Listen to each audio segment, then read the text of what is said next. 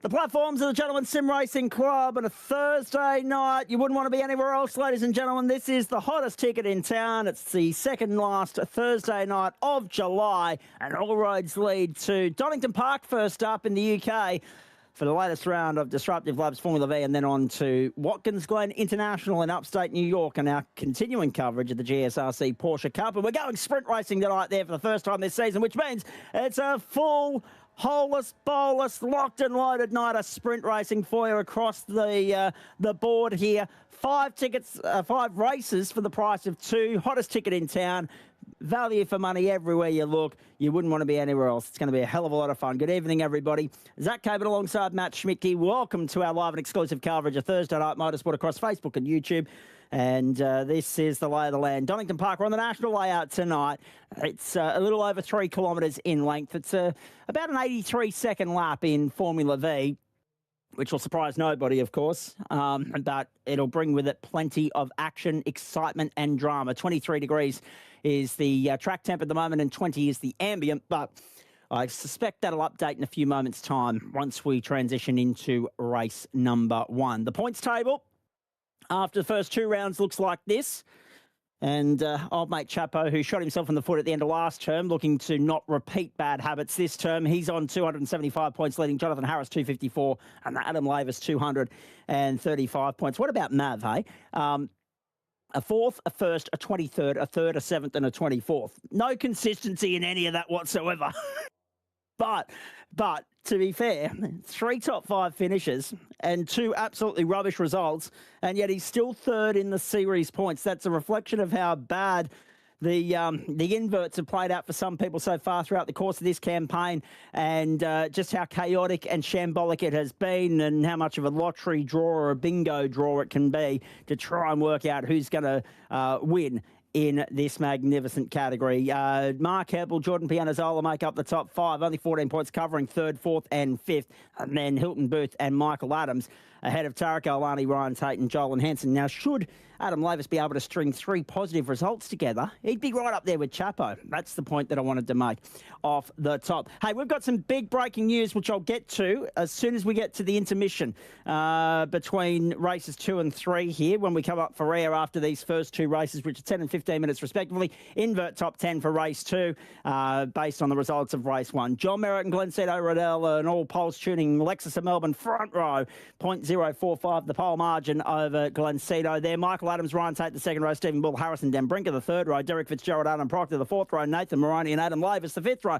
Nice to see quite a few characters wedging their way in here that we normally commonly associate with the faster powered machines, like the Stephen Bulls and the Harrison Dembrinkers of the world. Tony Baker and Joe Baldwin from row number 6, Will Ramsden, Wade Cheaty from 7, Hilton Booth, Thorn Wiggett from 8.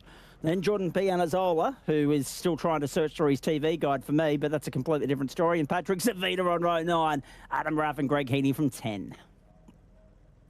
Callum Maxwell, good evening to you. Can't quite read the comment at the moment. I'll get to that as soon as I can.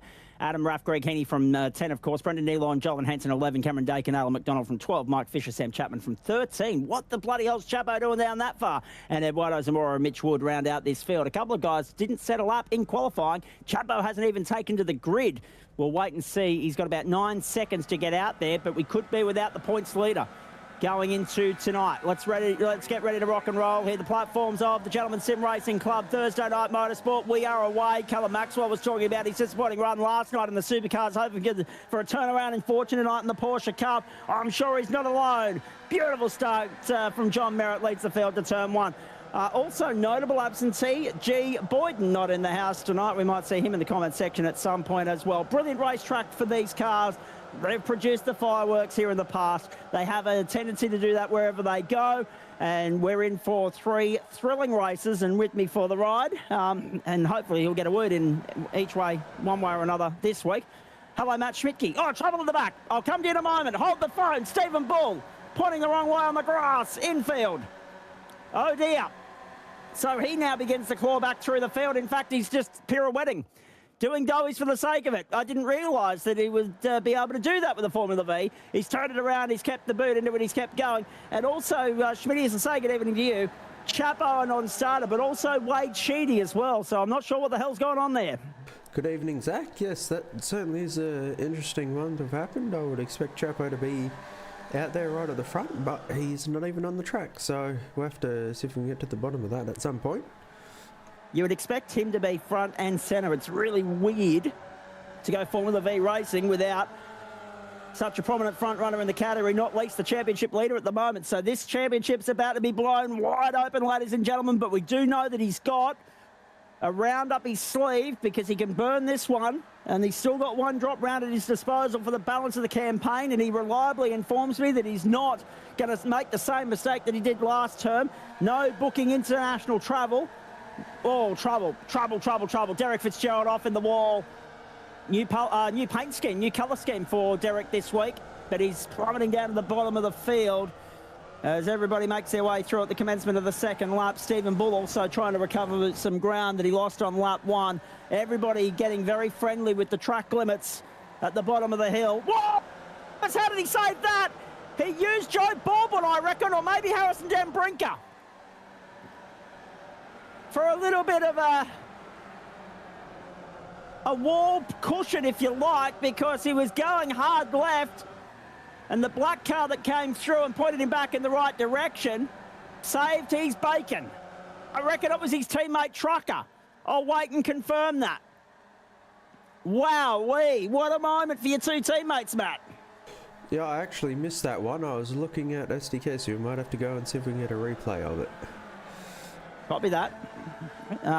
The national circuit at Donington, so we go down past the left-right chicane to the right-left chicane instead. Down the main straight we go. Plenty of overtaking opportunities around here, but typical Great Britain.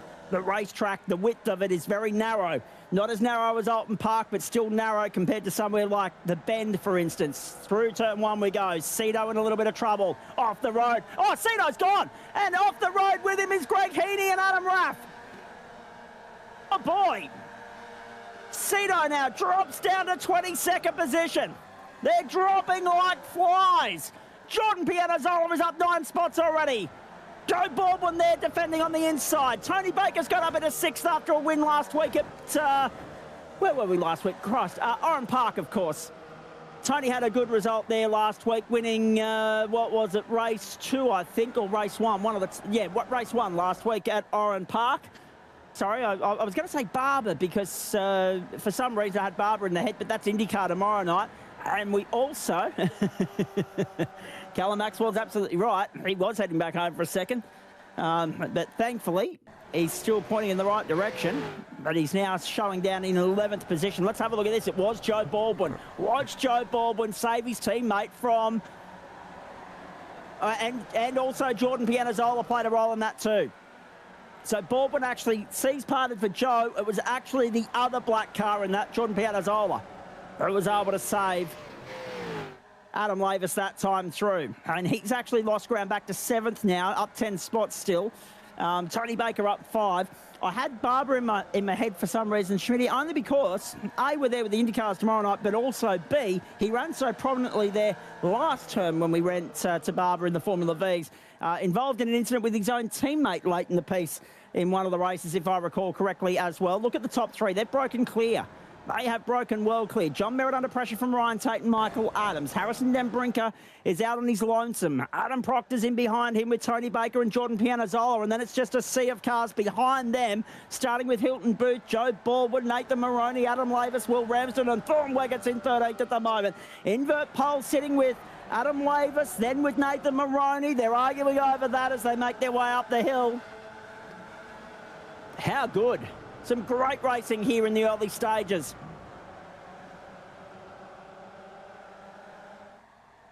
Lap 4. We've probably got... Well, I want to say that we're going to get potentially as many as 8 laps here.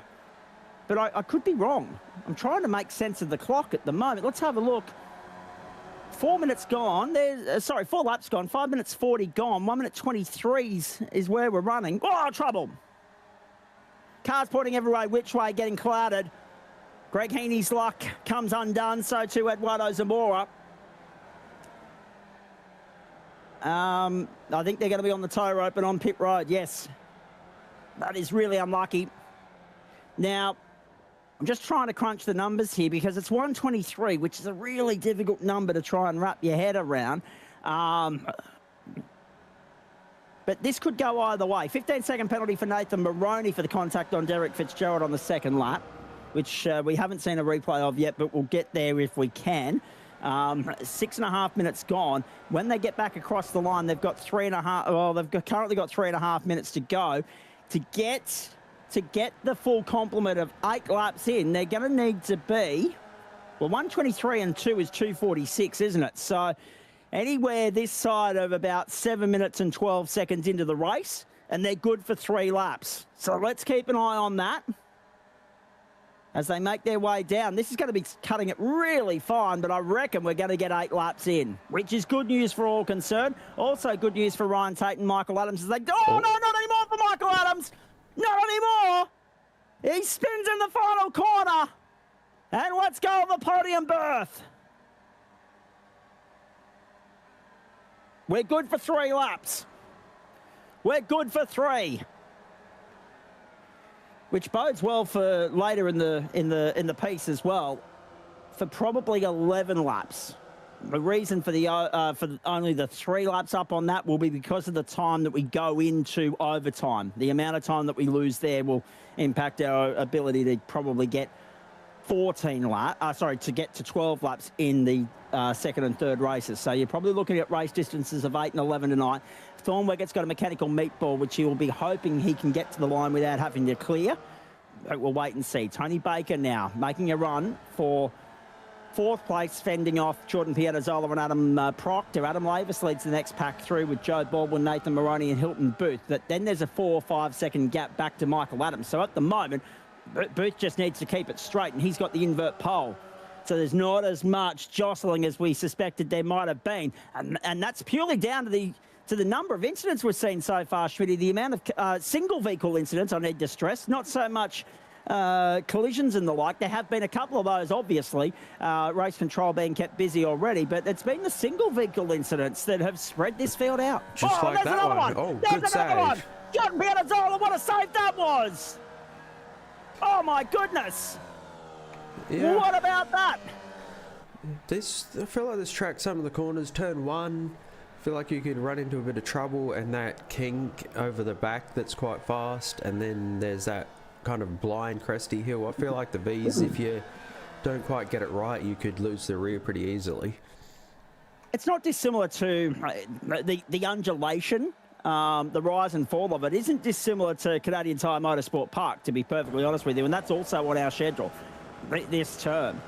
Very similar traits, and also very similar build in the sense that you've got a lot of runoff area to work with. There is a safety licence point penalty coming the way of Alan McDonald for rear contact on Mike Fisher earlier in the piece. Eduardo Zamora's parked up. Stephen Bull is parked up as well. So they're already done for the night. So we're down to 24 already. 2 guys have already put this one in the too hard basket. Thornwegger on pit road getting rid of that mechanical meatball. It's quicker facing the right direction, boys. Yes, that's a fair point, Callum. That is a very fair point. Maybe stating the bleeding obvious, but we'll pay it.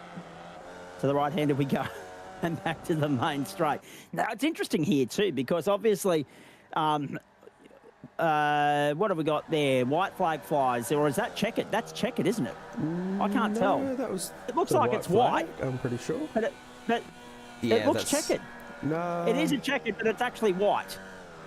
Or is that just? I think it's just got some weird kind of fake shadows on it. I think. Yeah, it's got some weird sort of texture to it. Yeah. So we are on one more lap, which I thought we were good for, but then the texture of that flag confused the absolute living daylights out of me. Off track now goes Thornwegger, having just cleared his mechanical meatball penalty. Have a look at this. It's on for Ryan Tate and Harrison Denbrinker. This is for second. John Merritt's going to win in a canter. Hot Lap has taken off to do what Hot Lap usually does, and that is win and win comfortably.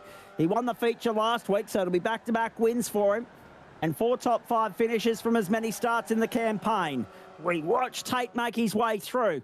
Now, because look at the overlap here and the time that we've lost. We're a minute into overtime, folks, so only an extra 3 laps for the next 2 races. We'll go 11 laps. Look at the weaving left and right. Tate trying to fend off Dan Brinker. Proctor trying to keep Tony Baker at bay as well.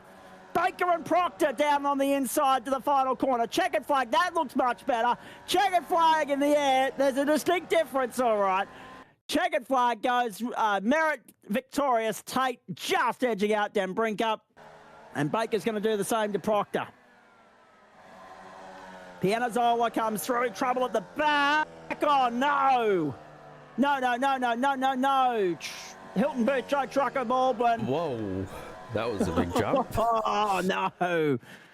What on earth is going on there? They let go of a certain top 10 finish.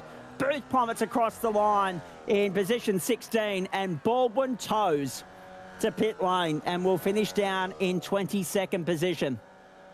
Oh, my goodness. What on earth happened there? Are we going to have enough time to see it? They got tangled and then they've tried to reverse it back to the line. Oh, that was serious net code, wasn't it? It's like an invisible jump has just been built onto the circuit. Oh, my goodness. Picked a good week to miss, Jonathan Harris reckons. Have a look at... Oh, no. They somehow crashed head-on into each other there. That's an interesting one. There's nothing synchronised about that ballet, boys. Oh, dear. What on earth did we just witness? Madness. No further action due to netcode Nathan Moroney and Adam Lavis. Sorry, it was Moroney and Lavis. It wasn't Pianazzola. I meant to correct that earlier. And I didn't expect there to be any action taken on that because at the end of the day, Moroney actually pointed Lavis back in the right direction. 9:45 local server time at 11 km/h winds. They are in a northeasterly direction. They are looking at 20 degrees ambient, 24 on track overcast conditions and 79% humidity. So we are set for another dry race. Now, in all of that, Glen Riddell, because of the misfortune that fell upon Joe Baldwin and Hilton Booth, he inherits the invert pole and he takes Michael Adams back to the front of the field with him. Adam Lavis and Nathan Moroney from row 2. From 3, it's Jordan Pianazzola, Adam Proctor. From 4, Tony Baker and Harrison Denbrinker. From 5, Ryan Tate and John Merritt. Outside of that, Joel Hansen, Patrick Savina, Brendan Nealon, Will Ramsden, Mitch Wood, Hilton Booth, Cameron Dakin, Greg Heaney, Mike Fisher and Derek Fitzgerald take us back to 20th. Let's go one more time. Decided I'd watch the V's tonight with dinner. Was not disappointed. Keen to hop into the Porsche Cup, says Driving Dream 651. Beautiful start from Glen Riddell and Adam Lavis on the run to the first corner. Lavis up a spot already. Nathan Moroney and Michael Adams go through in 3rd and 4th. Adams the loser off the start there. Bogged it down. Got gobbled up by Lavis and Moroney. And now the games begin. Speaking of which, 4:45 tomorrow morning, Australia. The opening ceremony for the Commonwealth Games from Glasgow. Should have been Melbourne, so as you're watching it over the next 10 days, do so with the middle finger pointed in the direction of the former Victorian Premier Daniel Andrews, please and thank you. But yes, 4:45 Eastern tomorrow morning, the opening ceremony live from Glasgow. More to say on that a little bit later on. Have a look at this as they make their way up the hill for the first time. It's Cirido and Lavis and Adams and Moroney and Pianazzola back up into the top 5. Down there on the inside, trying to get through past Nathan Moroney. Not able to just yet. Here we go. The games begin. Look at them. 3 wide down the back straight to the braking zone. Now, I'm interested, actually, because there's 2 possible routes here as far as I'm concerned. There's that right-hander, which is in line with the left-hander. But I reckon they could have actually taken the second of those, because there's another opportunity to switch over. Oh, trouble in the back. Up and over and gone. Up and over and gone. And that's Mike Fisher. Another damaged car. Another incident for Greg Heaney. We didn't even get Eduardo Zamora and Stephen Ball to the start line. We didn't start with Wade Sheedy or Sam Chapman. The attrition continues to play its part here. And Heaney, ski jumping. And then Fisher doing the same.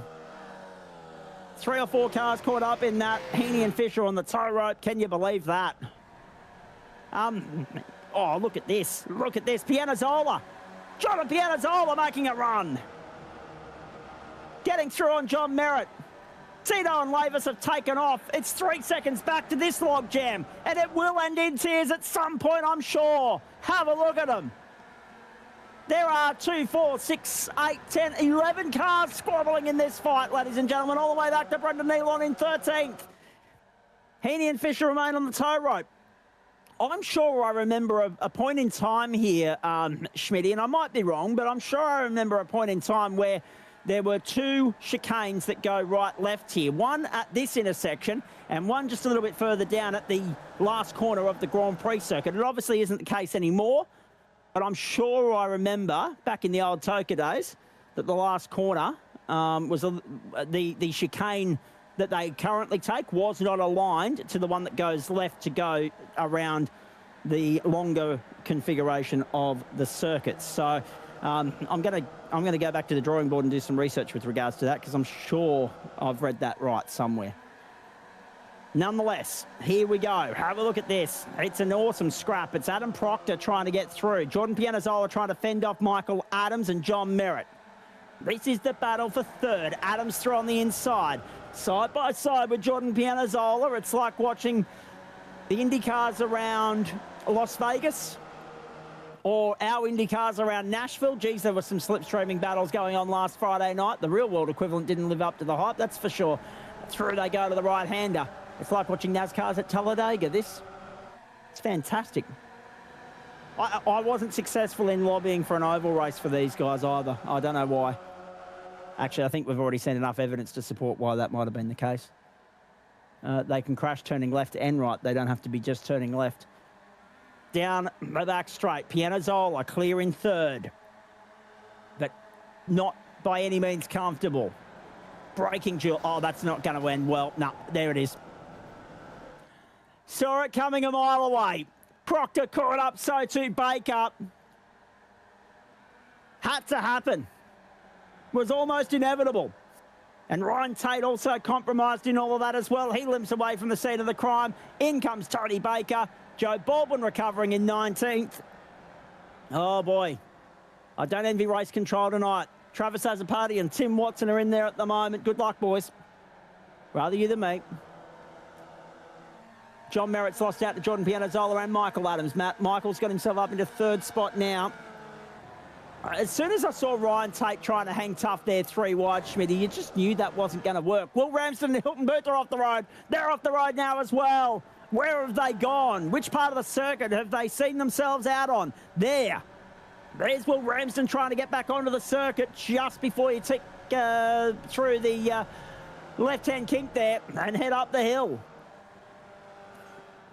Absolute madness. Not only keeping race control on their toes, but also you as well, Matt Schmidtke, in the producer-director chair, trying to work out where to wedge these replays into the broadcast. I don't envy you that either. Yeah, there's a lot of action happening all the time, so trying to squeeze a replay in is not easy. No, not at all. Not at all, but we appreciate your efforts. There's no doubt about that. As I said, we've got some big news coming in from the epicenter of the sporting universe at the moment, the United Kingdom. And I say that because, well, we mentioned, well, it's ironic, we're actually racing at Donington in the United Kingdom in the entree part of the night. There's Ryan Tate. Yeah, that was just a chain reaction, a domino effect. There were 4 cars caught up in that in the end as well. I didn't catch who the last one on scene was. Looked like one of the Wild Ride Motorsport entries, maybe Harrison Denbrinker. 6:15 gone in this race. But I mentioned it the other day, obviously, the Northern Hemisphere is dominating the sporting landscape at the moment. The Americas, North and Central, have just wrapped up the FIFA World Cup. Obviously, you've got the Tour de France on in Europe. But what about the United Kingdom? They've had the Women's T20 World Cup. Then they had Wimbledon. Now they've got the Commonwealth Games coming up as well. It's just a magnificent time to be a sports fan in that side, in that part of the world. Obviously, they've also had the British Formula One Grand Prix in the recent weeks as well. So if you like your big-time sport, the Northern Hemisphere is certainly the place to be, and it will be again next June, July and August, and more on that in just a few moments. In the meantime, Glen said Everdell, Adam Lavis, John Merritt, Michael Adams and Jordan Pianazzola are the top 5. And the one event that I shouldn't have left out of that, but I did inadvertently, the British Open Golf, of course, was at Royal Birkdale last week. Alan McDonald off the road now, coming down towards the end of the lap. Another lap in the books. There he is, top of screen, and recovering. Glen leads at the end of lap 5. And he and Adam Lavis, I mean, they couldn't have asked for a better outcome than this, Matt Schmidtke. I mentioned earlier about Adam Lavis having a shocking third race in consecutive weeks. He'll be hoping to turn that around tonight, but he's not doing himself all that much justice. He's not doing himself any favours because he's going to be starting from 14th if things stay as they are, maybe even 15th if he goes for the win here on Glen. But where he has done well is getting through all the carnage early and just leaving them in the rear view. Even John Merritt struggling to get through at the moment. He's side by side with Michael Adams as we pick up that next battle pack. Jordan Pianazzola keeping them honest as well. That's for 3rd, 4th and 5th. But the margin is 7.8 seconds. It's ridiculous. Yeah, that's probably one of the biggest margins we've seen in V's, or at least I've seen for the whole time pretty much. I can't think of a bigger one, honestly. Well, we may have seen 1 or 2 individual margins break out like that, but certainly not 2 people working in tandem, as Cito and Adam are. That's really impressive. Look at Michael Adams just hanging himself out to dry on the outside, and getting a tow along there now is Derek Fitzgerald and also Mitch Wood.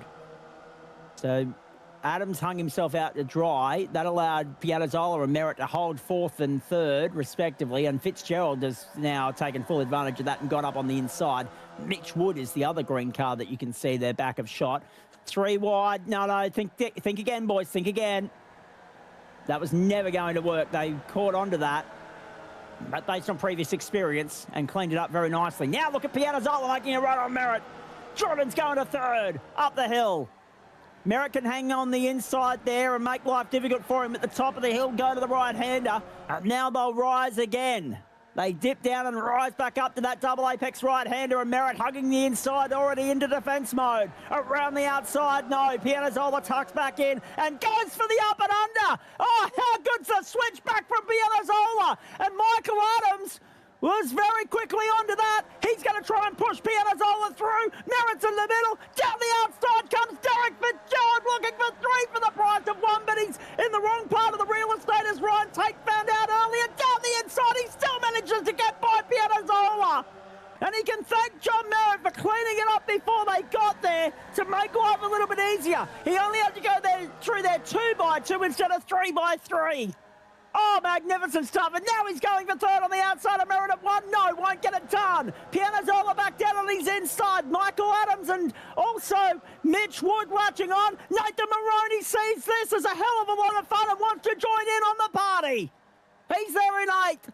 We've got a 6-way fight for positions 3 through 8. And we have 10 seconds between them and the 2 leaders, and barely a second covering these guys.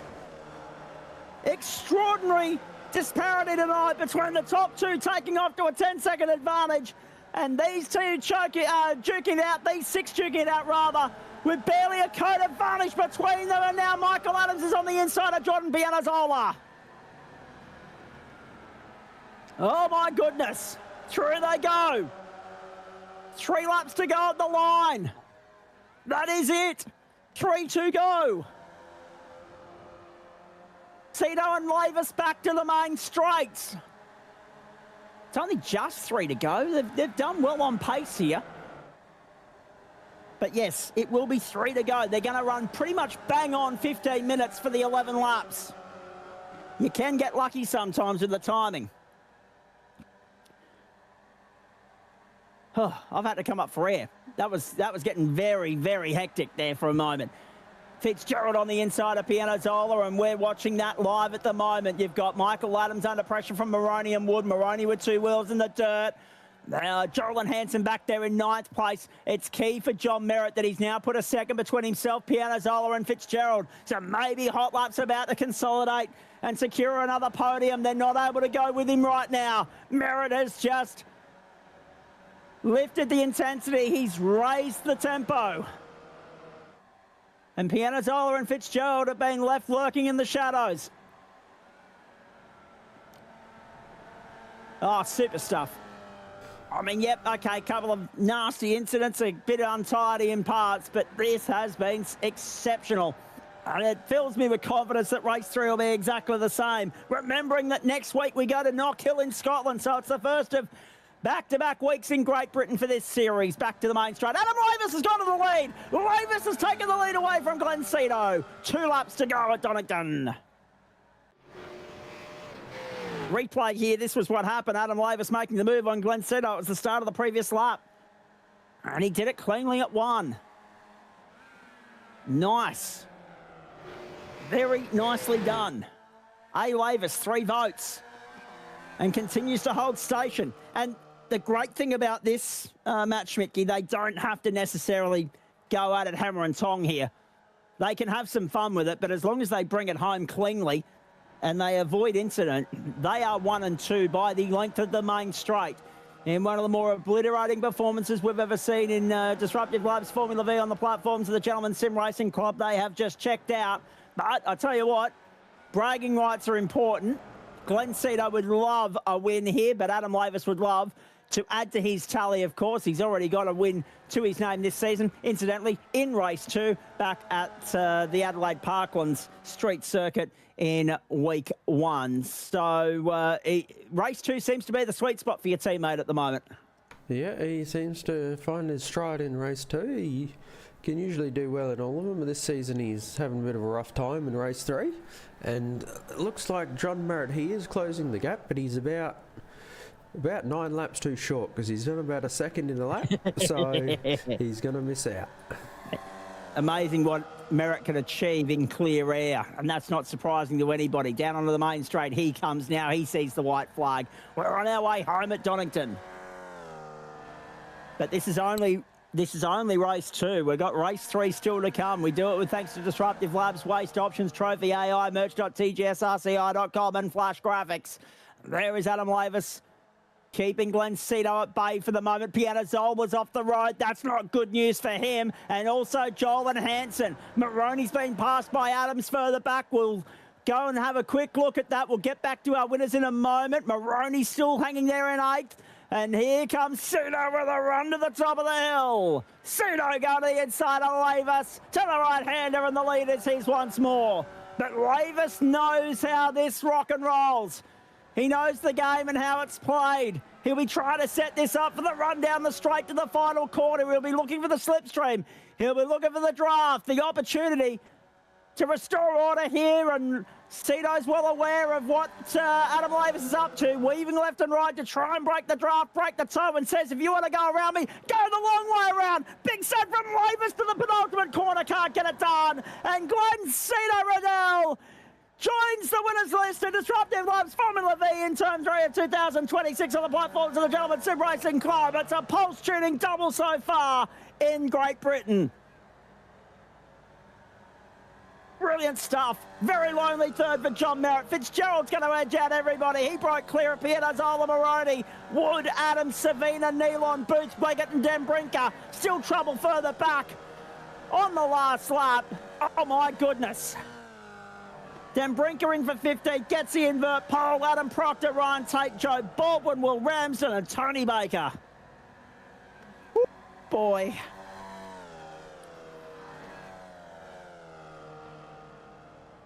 What on earth was that?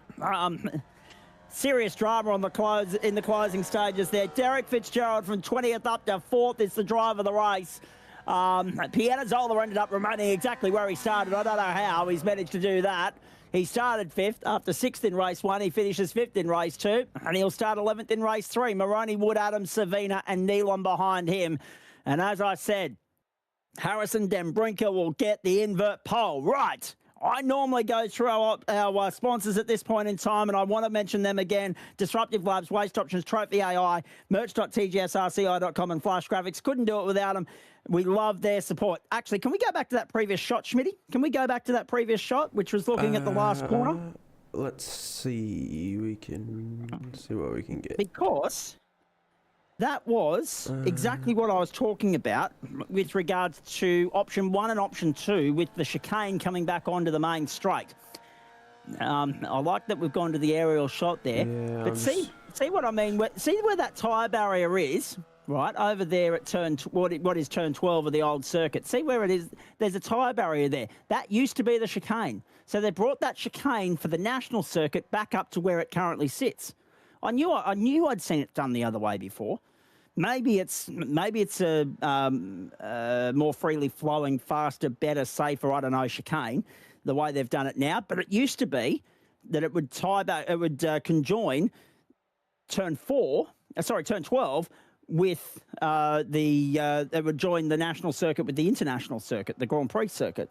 That would be the adjoining point. But now they've got a chicane that goes left and a chicane that goes right at exactly the same point down that back straight.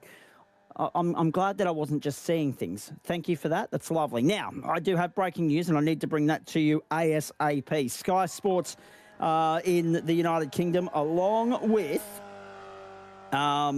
every other credible media outlet right now, is reporting the big news, and that is that Australia's Tour of England, the dates for when the Ashes will be played next year, men and women, have now been confirmed. And I've been waiting for this all winter so far. This is my next winter sorted right here. If you see me disappear for a little while next term, it's only because I'm watching the Ashes. It'll all get underway Friday, June 18 to June 22. That will be at Trent Bridge. Wednesday, June 30 to Sunday, July 4, they head to Lords. Then the third test will be July 8 to 12, so that's a nice tight turnaround between matches, and that'll be at Edgbaston. Wednesday, July 21, 11 a.m, their local time, 8 p.m. Eastern. They'll start the fourth test at the Rose Bowl in Southampton, and then the fifth test at the Kia Oval in London, Thursday, July 29 to Monday, August 2. The Women's Ashes has also been confirmed, but with cars on the grid here, I'll come back to that a little bit later on. But start putting the dates in your diary, folks.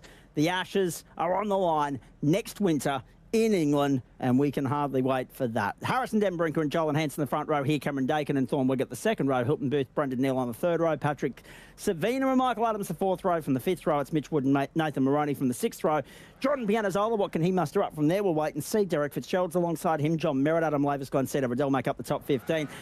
Then back to Adam Proctor, Ryan Tate, Joe Baldwin, Will Ramsden, Tony Baker, Adam Raff, Alan McDonald, Greg Heaney and Mike Fisher, and that's it. 24 locked and loaded and off and racing for 11 laps. The final one of the night, race 9 of 30 for the season in Disruptive Labs Formula V.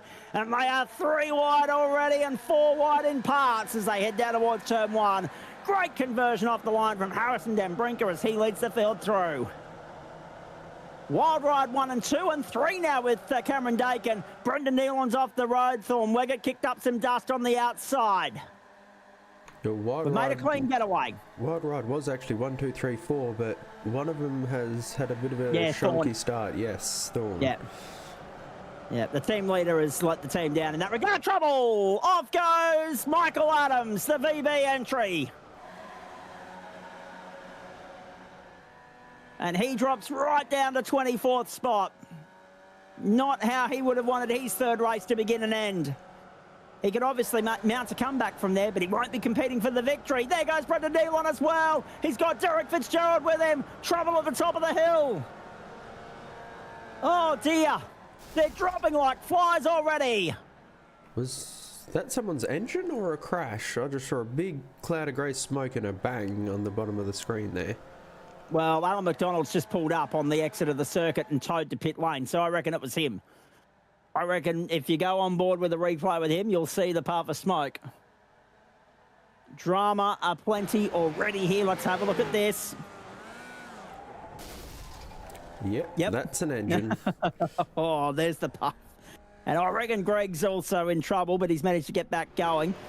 Greg Heaney's found his way into a fair bit of trouble so far tonight. Harrison Denbrinker off the road at turn 1. Trouble behind. Thorn Weggett's gone. Again. Chapo's got 2 race wins to his name this season. Adam Lavis now has 1 as well. Glen Cedar, Riddell has 1. Last week we had 3 different race winners in as many races. We had Tony Baker, we had John Hotlap Merritt, and we had Jonathan Harris. Tonight, of course, Merritt's doubled up. We've seen a win for Glen Cedar, and then this one is still to be confirmed and determined, ladies and gentlemen, but do stay with us. We'll find out together throughout the course of the next short while.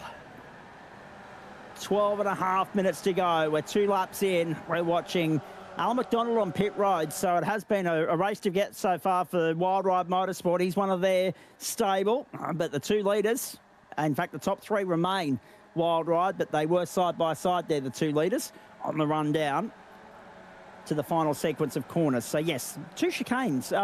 They obviously don't use the other one based on the way in which they've left the bitumen to deteriorate there, and they've also put the gravel, the tyre barrier up in front of it as well. But yes, once upon a time, they did actually head down into the hairpin section to come back onto the main straight from the national circuit perspective. And those of you that are old enough to remember those days, you can verify that for me. Certainly, we're not that vague that we're not happily owning the fact that we are just a little bit on the older side of life these days. Have a look at Ryan Tate up on the outside of Adam Lavis right now. Glen Riddell, the fastest lap of the race last time through, a 1:23.302. The race 2 winner already back up into 7th spot and on the charge. Harrison Dembrinker has 14 cars for company in this train at the front of the field. Single file formation for the first 6 or 7 cars, and then Patrick Savina has that next train coming in behind him. But can the first pack work together to keep the second pack at bay, or can the second pack find a way to latch back on? That gap's now out to 1.4 seconds and growing. So that spells trouble for those guys potentially. And we've got former El Presidente sliding into the house as well. Hello, Josh. Hey, mate. I didn't believe you were live. Apologies for that. No, that's all right. You're welcome in here anytime you like. We'll have a chat with you in a moment. It was nice to see you back out there in the car last week, and hopefully we'll be seeing you in the car tomorrow night as well. We'll keep calling Formula V for the moment, and as soon as we've got a chance to chew the fat with you, we certainly will. What's impressed you so far tonight, Schmitty? Because, again, I've kind of dominated the airtime here. I want to hear about it from your perspective, mate. Who's impressed you and who hasn't so far? You put me on the spot a bit here. True. I needed a sip of coffee. Yeah. Hey, Ryan Tate, he's been doing pretty well this season the whole time, and the bit at the end of last season. He's really up there pretty much every round. He's doing quite well. Good. I'm glad you said that, because if Ryan runs into trouble now, we can't blame me. I'm really happy about that. It's Tony Baker on the inside of Mitch Wood. And further ahead, we're watching John Merritt get by on the inside of Joel and Hansen, and Merritt has been caught.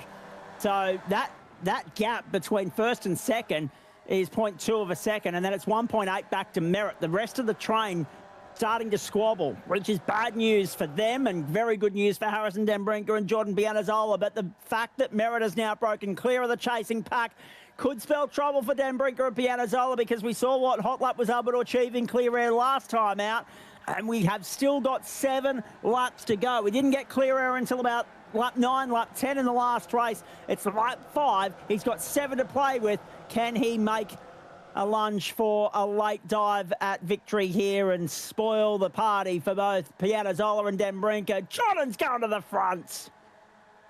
He gets by on Harrison Dembrinker for the moment. Merritt and Riddell, the 2 teammates, the 2 race winners so far. Wild ride indeed for Joel and Hansen, no pun intended, but it just worked beautifully from the articulation standpoint that it was a Wild Ride Motorsport entry, doing some whippersnipping on the exit of the right-hander at the bottom of the hill. They begin the climb back up. Mitch Woods dropped to 13th in all of that. Look at this train. It's 14 long already, ladies and gentlemen. 3 seconds then back to Will Ramsden and Adam Raff and Michael Adams. They're all fighting over 15th at the moment, but there's no invert to fight for right now. You are literally trying to secure as many points as possible to finish the night on a positive note. Nathan Maroney at 1:22.819 is the fastest lap of the race so far. I'll be interested to see if Hot Lap's about to trim the fat on that and claim the purple number for himself. Across the line, he's chasing Pianazola and Dembrinker. He wasn't in the 22s, he was in the 23s, but importantly, he was half a second quicker than Pianazola and Dembrinker, and it's 1.2 now, the margin between Merritt and Pianazola. So already a good third of that margin has been eked out. But it won't take long for Merritt to find his way into the toe. Riddell going with him, leaving Proctor, Booth, Tate, Hanson, Baker and Dakin to fight for the Miners. Half race distance, 5.5 gone, 5.5 to go. McDonald's still sitting on pit road. Adam Lavis has also been in. I didn't see what triggered that. That was at the end of lap 4, if we can work out what that was all about. Matt Schmidtke, it was 15.33 seconds. So again, yet again, and I had nothing to do with it. It's statistical evidence to back me up. The first 2 races go good, and then it goes down the gurgler for Adam Lavis in race 3 for the third week in a row. Not the sort of hat-trick he would have been wanting. I reckon his computer's crashed again, hasn't it? I reckon that's what it is, because there's nothing. It just says Adam Maverick jumped to the pits. There's no off-track, no crash, nothing. He's just jumped to the pits. And he told me that last night. He was in here just after the broadcast wrapped up. We got off air. By the way, I do apologise. As you know, last night, because it was week 3, Adam's in there reallocating, applying penalties to results sheets, reallocating people into different splits and servers and all that sort of stuff. As a result of that, we didn't get a chance to run through the championship points for either the BMWs or the supercars last night. We'll do that as part of tonight's coverage, ladies and gentlemen, so stay with us for that. But yeah, he made his way in here last night, and I said, how are you feeling about it? He said, yeah, well, I'll probably get through the first 2 races, then the computer will say, no, thanks, I'm done. And look, he knows his software better than anybody. He knows his computer better than anybody. He's trying to sort a new one out at the moment. But again, we're seeing this quite frequently at the moment.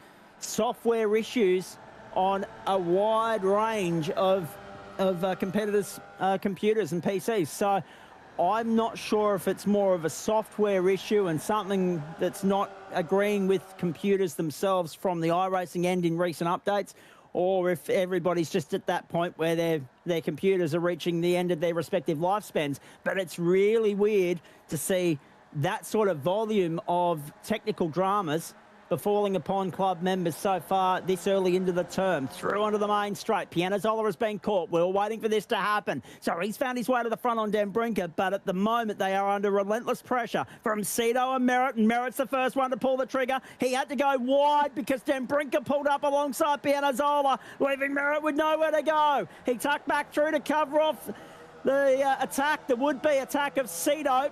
And Cito's happy to ride in behind him in 4th for the moment. Oh no, Dan Brinker, a Blinky Bill moment, and Pianazzola back to the front. We're not done with technical problems tonight, I don't think. Joe Baldwin loses out. Derek Fitzgerald drops down to 18th spot. Greg Heaney in behind him, and Brendan Nealon, just to give you an update on what's going on down the order. But at the front, it's a 4-way fight for first. It's whoa, trouble! It's no longer a 6-way fight for 5th, because Joel and Hanson and Ryan Tate, I said it, didn't I? I can't be blamed. I cannot be blamed. That commentator's curse is signed, sealed and delivered, authorised by M. Schmidtke, ladies and gentlemen. And from down in the city of happened to click on it as it happened. What are the chances of that? I know. Poetic timing if ever I've said it. Oh, contact! The wheel banging between Pianazzola and Dan Brinker! They somehow got away with it! Here comes Merritt up alongside them, wanting a piece of the action. 3 to go at Donington. And Cito in behind them as well. He'll try and push his teammate along. We're 3 wide. We might be 4 wide in a moment. That won't work when they get down to turn 1. Look at Jordan hugging the inside of the circuit for dear life, as though his life depends on it. He went wide. Dan Brinker up and under on the inside. He's back in front now. Oh, this is awesome stuff. Formula V delivering us only Formula V can on a Thursday night, setting us up for the Porsche Cup from Watkins, Glen at 8:45 Eastern Time. Fantastic. Just to tidy that up, Ryan Tate has been able to get back going. He's in 15th at the moment. Derek Fitzgerald back down in 16th. Alan McDonald has gone to pit lane. He's been there for 10 minutes and 43 seconds. Thornweger has recovered into 22nd position. I'm just having a look further back. Joel and Hanson was the other one involved in that incident with Tatey, of course. He's now down in 17th. The ongoing effect of that is that it's divided that next pack of cars behind the top 4 up quite broadly. It's spread out. So you've got a two-way fight for fifth, Baker and Booth, and then you've got a three-way fight, Moroney, Proctor and Wood, and Savina trying to fight with Cameron Dakin for the final spot in the top 10. Have a look at that! There goes Harrison there, Brinker, big contact with Glen Riddell. And then there were three. Dan Brinker had the invert pole and it all goes up in smoke with 2 to go. Merritt to the lead on Pianazzola. Riddell to third, maybe a case to answer here. Moving across, bang, there's the contact. I think Cito, as much as I like his driving, and I like what he's brought to the table tonight, I reckon he's got an invoice coming his way. I think you might be right, Zach, but we'll have to wait and see what race control says. Come on, Jordan, win it or bin it. Win it or bin it. It's 2 against 1. It's our commentary colleague up against the Pulse Tuning boys. Have a look at this, up to the top of the hill. The penultimate time. They will get to the white, the control line. They're going to see the white flag. Merritt goes to the inside. He had his nose in front momentarily. Oh, Donington delivering the goods on a Thursday night. Pianazzola wide. He'll carry the speed through, but it opens the door. Merritt says thanks very much. Cito goes with him. I'm coming through, out of my way. Down the outside goes Cito. Pianazzola hung out there to dry now. He tucks back in. He doesn't want to do what Harrison Denbrinker did last time through and go airborne down to the inside of turn 11. White flag flies, 1 to go. How good has it been? And look at this. Booth and Moroney have latched on as well, and so too has Tony Baker. It's a 6-way fight at the front. Pulse Tuning could still lock out the podium here. And wipe the night. Sweep the night because Merritt won the opening race. Cito won the second. Can Tony Baker work his way through? He has got to third on Pianazzola, who's still fighting for dear life down the outside. He's back up alongside John Merritt. He's in the wrong part of the real estate right now. He's got nowhere to go. He's got Merritt right in front of him. He's got Cito right beside him. He's helpless. Tony Baker's not going to make life any more easier for him. He's going to make it only more difficult. To the right-hander. We've lost Andrew Neal for the moment. He'll be back hopefully for the Porsches. Pianazzola leads it up to the top of the hill. Oh, there's the first bit of wheel banging, and there might be a bit more yet. Cito trying to wedge the door open. Merritt on the inside. Here comes Tony Baker as well. Look at Hilton Booth flying down the outside, and Nathan Moroney going with him. Last of the late breakers to the final corner we go. Big send, John Merritt. Contact further back. Pianazzola's gone. He'll take no one with him. He'll take no one with him. To the checkered flag we go. John Merritt gets 2 for the night and round honours as well, I reckon. And Pulse Tuning to get the lock out of the podium. Yeah, that's what I was getting to. Mitch Wood has a penalty coming his way. He's going to be rubbed out of it. Adam Proctor's going to go to 4th. And Hilton Booth will therefore go to 5th. My goodness, that was madness. Pianazzola couldn't recover and finishes in 11th. Right with victory snatched from the jaws of defeat for the Pulse Tuning boys. He nearly snatched victory away from all of them. And in the end, it all ends in tears. Look at this. He snatches. Oh, oh no. Josh Zuno, have a look at this. I too will have to drop. So he's gone for the night. We'll catch up with him at a later point in time. He says he's stuffed up his time zones. He's in Queensland and it's not the daylight saving period. So I don't know how he's managed to be able to do that. And it's only, you don't have to drop any time at the moment. It's when you get to summer that you're minus the 112 years and 1 hour, Josh.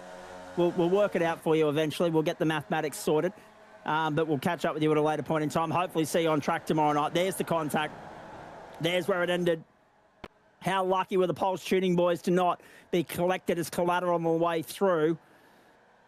Hilton Booth also got hung out on that final run to the line. Adam Proctor will inherit 4th from Mitch Wood, who got a penalty as part of all of that on the final lap. Oh, he's in Bali, right. Of course, he's overseas at the moment, enjoying holidays. Right, Indonesia. Very good. Enjoy that. I don't know why you were actually dropping in here at that point in time if you're over on holidays. Clearly, there can't be much going on in that part of the world if you're dropping in here to kill some time. Go and enjoy it, mate. Enjoy the holiday. We'll see you when you get back. And that answers the question that we won't see him tomorrow night. And I've somehow forgotten between last week and this week that he was actually off on holiday, because I was thrown by the fact that he was in the booth. I didn't expect to see him here if he was on holidays. But at least he hasn't done the Chapo and tried to take the rig with him and race with a remote control. I did put a post up about trying to get on his, I don't know what it was, some kind of handheld console, though I'm not sure how well that would have worked out. No, or how well it would have been received. Chapo's kind of ruined that for everybody now, I think. Oh, dear. Now, Liam Haycock and Trent Naylor are sitting there in race control with Timmy Watson and Travis Azzopardi. So we'll hear from them shortly. Johnny Merritt's about to join us. And Matt Schmidtke, thank you for dragging him in. I'd only just seen him drop there. I didn't get a chance to drag him in yet. We'll hear from him in a moment. So, yes, John Merritt, Glen Cedo, Tony Baker. Can we have a look at those final results, please, Matt? Because I just want to work out what the invoice is for Mitch Wood. Oh, boy. Oh, Jesus. He's dropped off the first page. So it's a 35-second invoice, isn't it, that he's been handed out? Can we go over the page and just see how bad an invoice it is for him? Because he did cross the line in fourth, but because he got the black flag on the final lap, 22nd position. It is a 45-second invoice for Mitch Wood. Oh, my goodness. What the hell? That is unbelievable. So Proctor goes to fourth. But I don't think there was any other changes in all of that. Can we just verify? Just bring that back up for me, please, Matty. Booth in for fifth. So that's right. Maroney sixth. Yep. Adams, good recovery back to seventh. Dan Brinker, a case of what might have been. He was fighting for the lead for so much of that race in eighth. Cameron Dakin, ninth. And 10th will now be Jordan Pianazzola, who I feel for because, yeah, he had no hope. he was uphill fighting a losing battle in all of that one. It's bad enough trying to take on the Emperor of Formula V in John Merritt, who is with us now, and we'll get to him in a moment. But it's only compounded and multiplied the difficulty factor there when you throw in his two teammates, Glen Cedo, who was brilliant all night long, but I reckon he might have a case to answer with that incident with Harrison Den Brinker. We'll find out. And then Tony Baker, who came from bloody nowhere at the start of the last lap and ended up third. Hot lap, good evening. Well done again. You find a way. Yet again, you find a way to victory lane. And you do it twice tonight.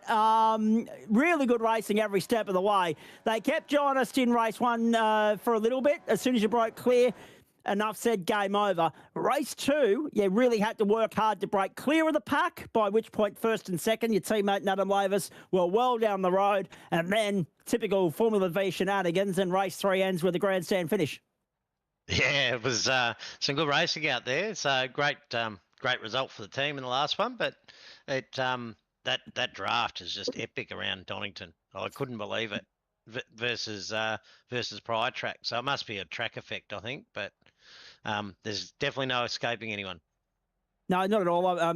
You mentioned the draft, and that's one point that I wanted to make, mate, because we were looking at it. I mean, especially when you broke clear and began the chase for first and second with Den Brinker and Pianazzola. So we're looking at that thinking, okay, you were 10 seconds behind Cedo and Adam when you broke clear in the second race, and I think you took maybe a second or a second and a half out of that in the time you had left. You were never going to get the whole 10 seconds, but it was interesting to see that you got the margin under 10. So that told me that you had good pace in clear air. Qualifying also reflected that as well, John. But then at what point did the draft stop being effective around here? Because it didn't take you long. Once you got to within maybe a second and a half to chew up all the fat that was left on the deficit? Yeah, spot on. And the boys in the last race, they sort of were still battling, which let us get there pretty quick. But I think it was 1.2 or 3 seconds, which is probably like the V's from, I don't know, 2 or 3 years ago, Zach. That sort of that sort of draft gap, because it's sort of lowered generally. Whether they've done a change in an update or whether it's just this track, not sure. And to be fair, it is a terrific track for Formula V racing. I mean, we can be critical of some of the British circuits, as you know, with the narrowness of them, but this is essentially, I put it on par with Canadian Tire Motorsport Park, A, for the slipstream effect, but B, also just for the way the track rises and falls and how easy it is to trip up around here as well. Yeah, that chicane always brings a few dramas. Sadly, you know, you've got to work together if you're going in there too, and 3 wide just doesn't work. But yes, yeah, we worked that out. yeah, similar to Canadian. You're right. Probably similar to that last the turn onto the back straight at Canadian. You know, it's a pinch point, but yeah, some sensational racing though. Indeed, and obviously the absence of Sam Chapman, most surprising to all of us, not least you, and. He's now only got one drop round to play with for the balance of the season, so you two are on par on that front. Yeah, I think Chappie joined, but didn't get a lap in quali or didn't sort of join a race, so maybe he's out tonight and was just checking out the action. Quite possibly, maybe he's out sinking a couple of tinnies. Oh, actually, you know what I reckon it'll be? He'd probably be out rubbing shoulders with his mate Albo. Because he's in Adelaide at the moment with them. Yeah, he probably is, you know. I don't normally like to talk politics on the record here, but as you know, ladies and gentlemen, you know, I'm very hesitant to do that. Yeah, right. And I couldn't help but notice that Albo was swearing at escalators today for not working, and he's tripping down them because he's got to actually walk down them. And he's dropping F-bombs. But he was in Adelaide rubbing shoulders with Malley and everybody else over there, and they're trying to throw some shade in the One Nation direction, etc., etc. So, yeah, I would imagine that that's probably what's taken Chabo out of the cockpit tonight, and I'm sure he will verify with me one way or another whether I'm on the money with that or not. As soon as you said it and you mentioned that he's out, I was like, oh yeah, actually, I'm pretty sure I can join the dots there. Well, hopefully he doesn't lose an elbow, rubbing elbows. Yeah, exactly. Probably.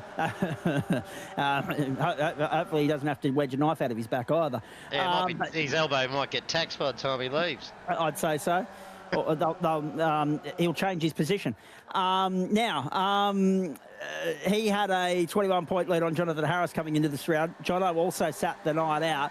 Adam Lavis, 2 good results and then 1 shocker, as is common par for the course for him so far this season. So you're going to climb up the leaderboard quite substantially tonight, mate. Yeah, I think so. But I'll have some another miss at least. Sadly, Zach, so and maybe yes. some more. So, you know, we'll just turn up when we can and enjoy it. There's always fun racing, so we need to shout Mr. Maverick a new mouse for the wheel though, because his internet's been giving him some grief, I think. Absolutely. But I'm noticing that as well, John. I mean, I obviously don't have to log into the iRacing server, but there's been so much technical drama in recent weeks, and none of it seems to add up. Like, I mean, obviously, Zach White's been having screen freezes. Dan Yeaman had a couple of tech issues when he was trying to broadcast one night. Schmitty's had a couple. Lavis has had a couple. I mean, it seems to be more prominent a talking point than it's ever been. I can't help but think that maybe iRacing have made a small glitch that they haven't picked up on yet and they haven't been able to rectify, just purely because to see that many tech issues in that short a time, I can't help but think that it can't be that everybody's computer is on the fritz. No, it's and a lot of disconnects. You know, not manual, just disconnects. So there's definitely an issue somewhere in the code there. Indeed, I reckon you're absolutely right. Now, on that note as well, the next round of the championship, mate, we should have a chat about that before we go any further. We've got about 15 minutes before the Porsches line up at the Glen, and we're looking forward to that as well. But what are your thoughts on what's coming up? Knock Hill next week for the V's. and that is an underrated racetrack. That's a gem. Yeah, rip a little track. Yeah, that'll bring some ripping racing, I think. I reckon you're absolutely right. Hey, I couldn't help but notice that Tony Baker was very quick to get in to the chat thread there and say, look, there's a glitch on the timing screen. I am still with Pulse Tuning. We were a little bit concerned when we saw Legacy Sim Sports next to his name, but the paint scheme put us back on the right track. Yeah, we'll have to kick him out of the Discord. I saw that too. You know, he's just not he's not owning it. Oh dear, very good, very good. Now, such a fair weather sailor, I reckon, Tony. Yeah. How is everything within the team environment, though, mate? Because obviously we're seeing so much change elsewhere, but it's very much, it appears from the outside looking in to be a case of if it's not broke, don't fix it at Pulse Tuning Lexus of Melbourne. We're not noticing too many different names. It seems to be the same team. If it ain't broke, don't fix it, turning up and racing for you season in, season out. Yeah, we just and it's all about having some fun and hopefully a couple of trophies along the way. But you know, Mr. Turner jumps in when he can occasionally. He's sporadic, and Dennis here and there, and so same old crew. You know, we haven't we're not actively recruiting, but you know, good people we can have a laugh with, and hopefully a couple of beers along the way, and you know, enjoyable. Very nicely done. Just Pulse Tuning only now, says Tony Baker. So he's off the Lexus. He's off the Lexus train. Is that a personal decision because he doesn't necessarily shop in that tax bracket, John, or is there something else that we can divulge on here? Oh no, you know, I feel he's, you know, collected the check and now he's making, you know, he's choosing sides or something. You know, the car's split down the middle. I love it. I love it. We love the fact that you've been linked with two recognisable car brands for the duration of time that you've been involved with the platforms of the Gentleman Sim Racing Club. Of course, that magnificent relationship with Echuca Toyota for the longest time, and now, of course, with Lexus of Melbourne. I thought we had a little scoop there, John. No, not to be. Very good stuff. Very good to catch up with you, mate. Where are we next going to see you go racing, please? If I can make it tomorrow, I will. I haven't made the GT1s yet. Love them. It's just a little bit too early to get home sometimes. So if I can get here, I will. All right. And we hope to see you. And obviously, if Joe Baldwin's able to get here in time, we'll bring the GT1 live tomorrow night as well, if not just the IndyCar folks. And I'm looking forward to that immensely. Thank you, John. Appreciate your efforts as always, mate. Go well for the rest of the night. Thanks, Zach. You too. Cheers, mate. There he is, John Hotlap Merritt. Nicely cut through the field tonight, no doubt about that. He was in the thick of it right from start until finish, as was our next guest, ladies and gentlemen. I'm hoping I've got just enough time. Yes, I do. Jordan, we've got to make it quick because we're going to do the baton change here. We've got Andrew Neal taking over from Matt Schmidtke, and I think Schmidt is going to go and line up in the Porsche as well. And he needs to actually, I hope he's being able to log himself in behind the scenes. I'm already registered for the session, so we're good boy. to go.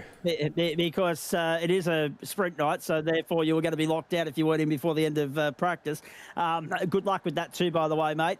Final thought from you in a moment. But Jordan, how unlucky can you be? Fair income. I mean, it was right there for the taking. You avoided the first incident between Seto and Harry Dambrinka. The second one, not so lucky, but it was always going to be a difficult task when you're not just fighting Hotlap, but his two teammates as well, who are pretty good on their own night, on their own note as well. Oh yeah, that was a tough one. As soon as I was getting into the last like 2 or 3 laps there, and I'm like, I see the 3 Pulse boys all around me. I'm like, I know what the 2 are definitely going to do, trying to help Merritt here, and they were doing that, trying to just keep me out on the outside. The plan worked, like whatever they had, you know, planned, it worked. It was executed perfectly. Apart from the last corner, I don't think that was executed perfectly. Glen did apologise, which I do accept, but I do still think he was kind of at fault for that one. But you know, it is what it is. I'll move on. So you reckon in that regard that Cedo might be wearing 2 invoices after race control look at the tape? Well, I'm obviously going to be biased, but yeah, I mean He apologised. He said he couldn't turn in enough. I do accept the apology because obviously we were making contact, and I know once you start making contact, you can't turn. Yeah. But then I look at it and I feel like he could have turned in a little bit earlier, knowing that Merritt was just going to shoot through anyways. But yeah, we'll see. Whoever's in race control will decide. It was getting a little bit argy-bargy out there, so I'm glad I survived at least to the end and got to have all of that fun there. Oh, mate, it was brilliant riding every wave of the excitement and the emotion of that one with you.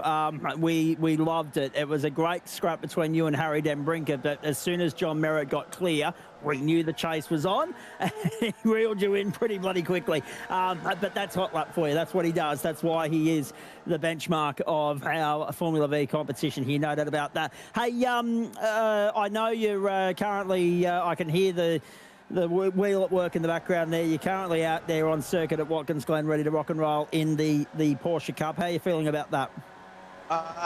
Yeah, I mean, it's obviously a bit of a kangaroo car. Luckily, I've got a kangaroo livery, so it works perfectly. But yeah, I mean, we know what it's like. I'm not a big fan of Watkins, surprisingly enough. I mean, I know it's a great circuit, but I hate that boot section. So yep.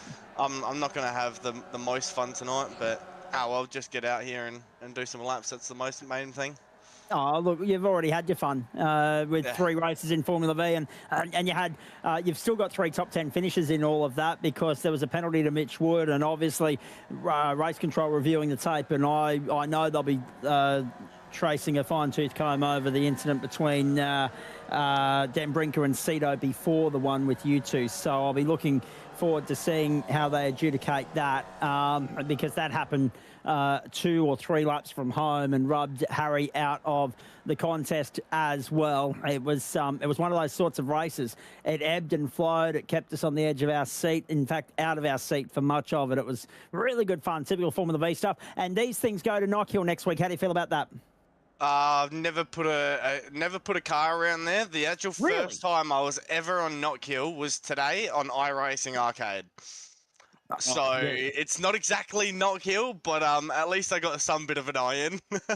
You're missing one of the great hidden gems of Scottish motorsport, mate. We're looking forward to that next week. Come back and have a chat with us after the Porsche, mate. Go well. Sure, thank you. No worries. I'll see you later. And we'll get to the bottom of the TV guide thing later too. I'm looking forward to that. Thank you, Jordan. Yes. Ciao. John Merritt got the job done on 2 or 3 occasions in that round of Disruptive Labs Formula V on the platforms of the Gentleman Sim Racing Club. I apologise in amongst all that carnage. I haven't gone around the grounds for you at all tonight. I will do so now. The Eels leading Panthers 12-6, but the Panthers have got one in the bin at the moment. That's Thursday night NRL, AFL, Adelaide Oval. I'm glad he's already left the booth, one Jay Pianazzola, because we wouldn't hear the end of the crowing about this. Adelaide on top over Collingwood. A minute to go in the second quarter. 7-6-48 plays. 6-4-34. A big Thursday night rather at the Adelaide Oval. We are off to a break. There will be a switcheroo, a baton change. We're about, 8 hours away from the start of the Commonwealth Games in Glasgow. We've got Porsche Cup racing coming up on the other side. Schmidtke out. Thank you for your efforts as well, and good luck in the Porsches, mate. We look forward to having you back in the booth next week. Thank you. Let's see how this one goes. It didn't go too bad last week, starting from No, 49th and ended up 20th, so worked your way through beautifully. Absolutely. Good luck with that, mate. We'll be touching base at the end, I'm sure. We're taking a break. Andrew Neil picks that up on the other side. Thursday Night Motorsport continuing for you, live, exclusive and free over Facebook and YouTube. You may have to switch feeds, ladies and gentlemen. I believe there'll be a link change. So do go and find the new broadcast, the main course part of the evening, or the dessert, as we like to call it on a Thursday night part of the offering. That's all coming up for you, live, exclusive and free, with thanks to Disruptive Labs, Waste Options, Trophy AI, merch.tgsrci.com and Flash Graphics. Thursday Night Motorsport, we're only just getting started. Stay with us.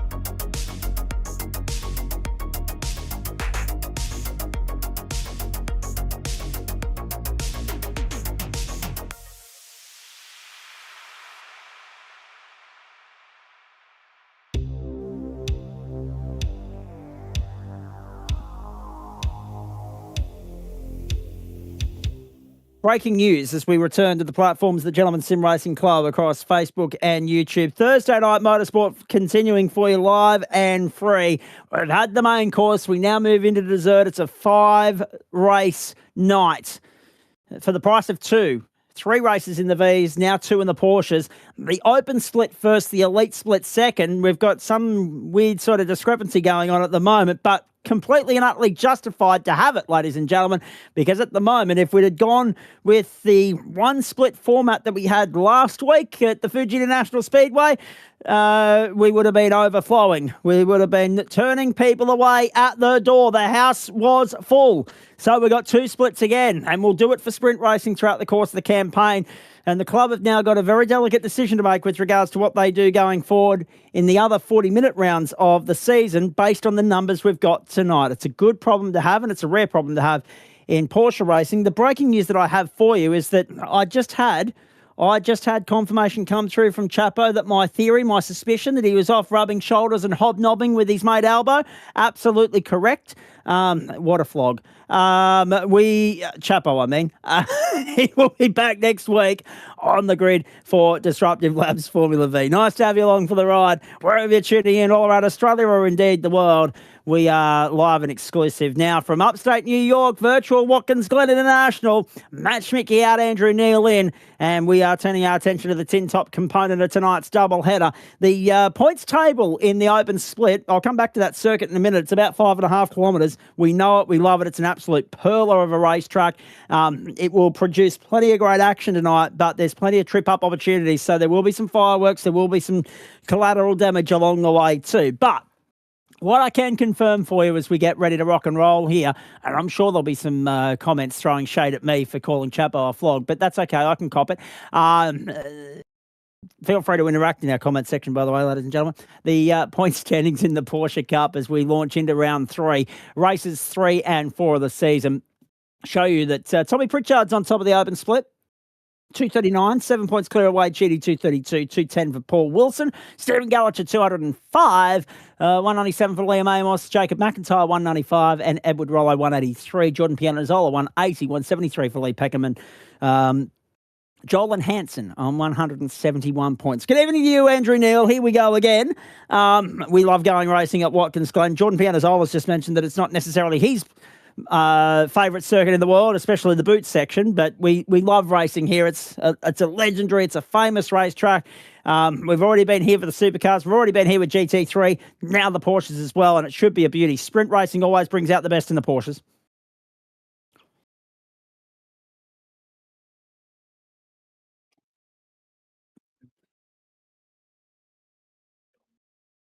He says to me before we get going, ladies and gentlemen, I said, you can't be disappointed with what we've had so far. Formula V brought the action and delivered in spades, and I'm up and about. He said, well, make sure you're the same for the Porsches. And I said, well, they've got to meet me halfway. They've got to deliver the goods so that the commentary can match it. If they produce rubbish, the commentary will be the same way. You can only be as good as the action that you're commentating off the screen. Here we go, ladies and gentlemen. The circuit is 5.41 kilometres. The ambient temp is 24 degrees. The track temp 37. Partly cloudy conditions, 78% humidity. 15 km/h winds in a northeasterly direction at 3 o'clock Eastern Daylight Time, American Eastern Daylight Time in the afternoon, July 22, 2026. Grid is a big one, and it's a beauty. And a couple of blokes petitioning, lobbying for instant promotion up into the elite split, I would imagine, given that they're 4/10 clear at the top there. Harrison Dent-Brinker and Greg Cook. Michael Blades is listed as an elite, but he's in the open split. Maybe that's a mistake, I'm not sure. Liam Amos alongside him, Jacob McIntyre, Wade Sheedy, Kurt Nomington, Paul Wilson, then Colin Bennett and Edward Rollo, the top 5 rows on this grid. Brad Keck, and he's actually messaged me, and I appreciate the message. I'll reply to him later.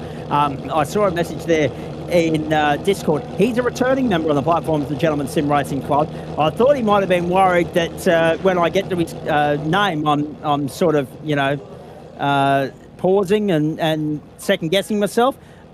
Not just so that I make sure I nail the right vowel in that surname, but also because, yes, the name rings a bell because we've seen him here before. Thornweggett's alongside him, Simon Cooper and Tamoya Goodwin on the 7th row, Todd Suter, Joel and Hansen the 8th. Jordan Dakin and Callum Maxwell, Jason Tierman and Blake Cox make up the first 10 rows on this grid. 11th row, Nathan Brentnell, Troy Mortensen. 12th row, Luke Vega and Tristan Koch. 13th row, Shane Beaumont, Tim Watson. 14th row, Barry Punter and Daniel Claridge.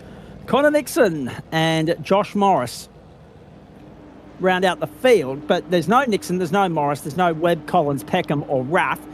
Troy Mortensen starting from pit lane. Set to go now. First one of the night from the Glen. Let's go. Racing now, power down, the run towards the first corner. Dan Brinker gets the jump. Cook follows him through. Let's go. Oh, trouble already. Was always bound to happen. And if it wasn't turn 1, it was going to be the uphill chicane here, turn 2 and 3, or maybe down at the bus stop. So many trip-up points in the early part of the lap. And that has already resulted in the field spreading right thinly out. Trouble at the bus stop, a couple of old track alerts being lit up. But so far we're okay. Joel Hansen's in trouble. And on the tow rope already is Thorn Weggett. So his night goes from bad to worse.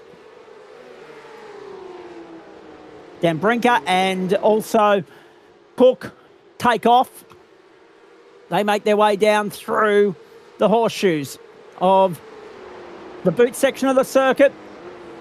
McIntyre has Amos for company. Blades, then Brad Keck. Good to see him back. Colin Bennett, Tamoya Goodwin, Jordan Dakin and Callum Maxwell. The top 10 at the Glen. Thorn Weggett, Simon Cooper on the tow rope. For the most part, right, let's be perfectly honest, Andrew Neal, it was never going to be a completely clean start. It's the Glen. You don't expect it. But 2 on the tow rope. Not a bad outcome in the grand scheme of things. Thorn Weggett, unfortunately, a mechanical meatball flag. Simon Cooper didn't attain one of those, but had no choice but to tow it back to the lane anyway. And a good, clean start for the leaders who are unaware of the garbage that's unfolded behind them so far. Yeah, correct. It'll be nice to go and have a look at those series of events that caused that pile up at top 1. And what'll be even more interesting is to work out why on earth Greg Cook's on pit road already. Greg Cook is on pit road at the end of lap 1. You saw him go exit stage right, through into the pit lane at the end of the opening lap when he followed Harrison Denbrinker back onto the main straight. And all of a sudden, Denbrinker's checked out. He's 2.3 seconds to the Goodmaker 2.4. Oh my goodness. What on earth is going on here? So has he, and Barry Punter's also on pit road as well. Did Cookie have a drive-through penalty to serve? That's what Thorn Weggett's suggesting, and he did just drive straight through. But we didn't see a black flag next to his name on the top left-hand side of our screen, or at least I didn't think we did. And if that is a false start, then that's unfortunate. But it makes life a heck of a lot easier for Greg Cook. Actually looks like he might have gone into the pits before he started the race.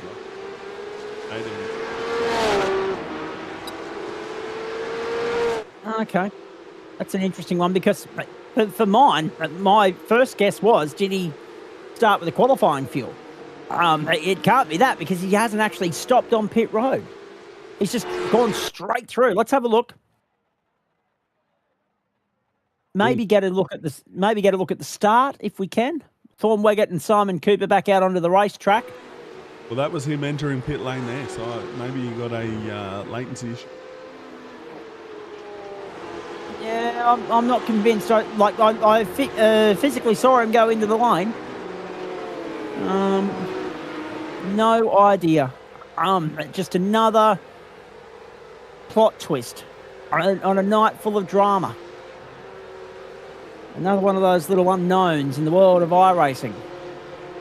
4 minutes gone, quarter race distance. In fact, I'm sure Adam Lavis has put a lap number on this, Andrew. I'm just wondering if it's 9 or 10. It's 9, yes. And the only reason I say that is because the lap times were around about that 1 minute 46 marker, which means, and by the way, I'll give you some intel with regards to where you can catch the footy tomorrow night if you're watching the Commonwealth Games, because the 7 Network is all over the place with their coverage tomorrow night, as we see some replays and highlights from the start. Kurt Normanson also caught up in it at turn 1. He wasn't the only one. It's interesting, I must say, to look at how the 7 Network is advertising the Commonwealth Games. Tomorrow morning they've got the opening ceremony at 4:45. They say Australian Eastern Standard Time, but local time in Adelaide and Darwin and Perth, according to local electronic program guides. I can't see anything to suggest that they're actually getting live coverage of the ceremony on terrestrial television, but they are getting live coverage of the opening day's competition, etc., on terrestrial TV because of the anti-siphoning rules and the legislation regarding that. Kurt Normanson gets a 10-second penalty for causing that incident at turn 1, cars 8 and 803. Harrison Denbrinker, Jacob McIntyre, Liam Amos, Michael Blades and Brad Keck. The running order at the moment here. Oh, that's tight. Normanson getting a push along there from Nathan Brentnell and Tristan Koch and Shane Beaumont across the start-finish line we go once more.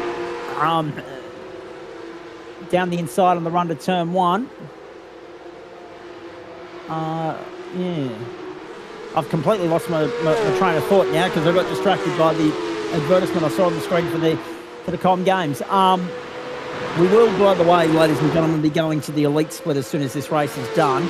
I was doing the mathematics. That's right. Sorry, Jesus. I was doing the mathematics. So as you can see on your screen there, the lap time's around about that 1 minute 46 marker. So 1 minute 46 and 2 gets you to just on 3.5 minutes. 2 makes 7 and 2 makes 14. So 2 times 7, 14, 8 laps, 9. So don't be surprised because of the way the mathematics is done, based on a 15-minute race rather than 16. If we do see the checkered flag mere seconds before that 16-minute marker elapses. There's Timmy Watson. And hence why I asked the question if we had a lap number on this race, because that was going to help us out one way or another, be able to call it accordingly and correctly based on the numbers that have been crunched. It's no good me sitting here saying, oh yeah, we're good on time for 10 laps when it's going to be capped at 9. So yes, 9 laps for the first race of the night, and if I'm a gambling man, I'm thinking 16, 17 for heat 2. I don't have that information bang on in front of me at the moment. I will in about 3 seconds' time because I'm going to bring the calendar up. 14 laps for race 2. So that's based on. That's based on, what am I trying to work out here? That is based on a 25-minute clock. That is based on a 25-minute clock rather than a 27. So we will finish ahead of time with that one. Of that, there is no doubt. So 4 laps in 7 minutes, 8 in 14, 12 in 21, and then 2 gets you to 25, plus the transit of the lane as well. So we will finish ahead of the clock on that one, I promise you. Unless we get a safety car, of course, but we haven't so far, and we haven't needed one yet. There's been no reason to go into panic mode and pull the trigger on that just now. I was a little bit concerned then when I started to lose my train of thought. I was like, hang on, it's going to take me a while to get back on track here. No, we're good. Tristan Koch under pressure here. He's wide through the carousel. Very wide. Well wide. Too wide. Oh dear. Took the grass and all, and now 3 wide. Lee Peckham, I'm glad Lee's reached out because we did see his name on the run sheet here on the timing screen, but he's not out there, and that's the reason why the Fanatec V2S, his Fanatec system has died on him. At least he gets to watch the race with the gentlemen that are in the booth. Well, gentlemen's a loosely used term in my case, but I'll take it anyway. I'll take the compliment. Thank you, mate. Nice to have you on board. And better luck next week. But by gee, we're seeing some technical issues presented for our drivers early in the season. I don't recall being alerted to so many technical glitches and issues, either repairable or not, this early into a term. It's quite the start of the season, and it's an expensive one for so many, having to go back to the drawing board and get some new gear to keep engaging with this habit that we all love. And it's a very addictive one as well. It's important to note.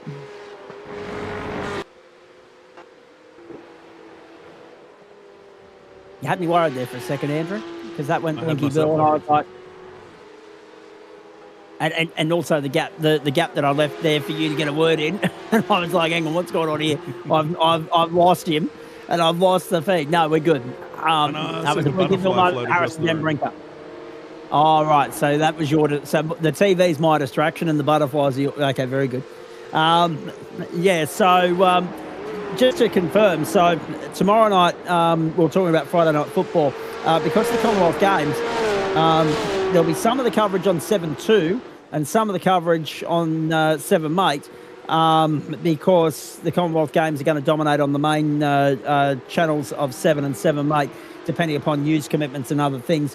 And for Western Australian viewers, you've got the Derby over there, which is being looked after by 7 Perth at 5 p.m. local time for a bounce at 6:10. And as a result of that, 7 News will be capped at 40 minutes and air at the early time of 5:30. That's a weird incident for Timmy Watson.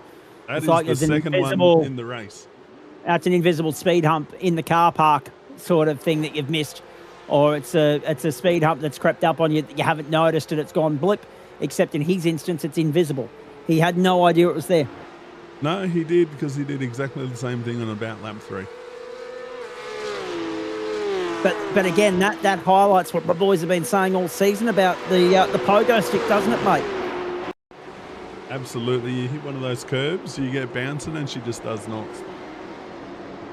My goodness. Trouble. Bit of a car park situation going on here.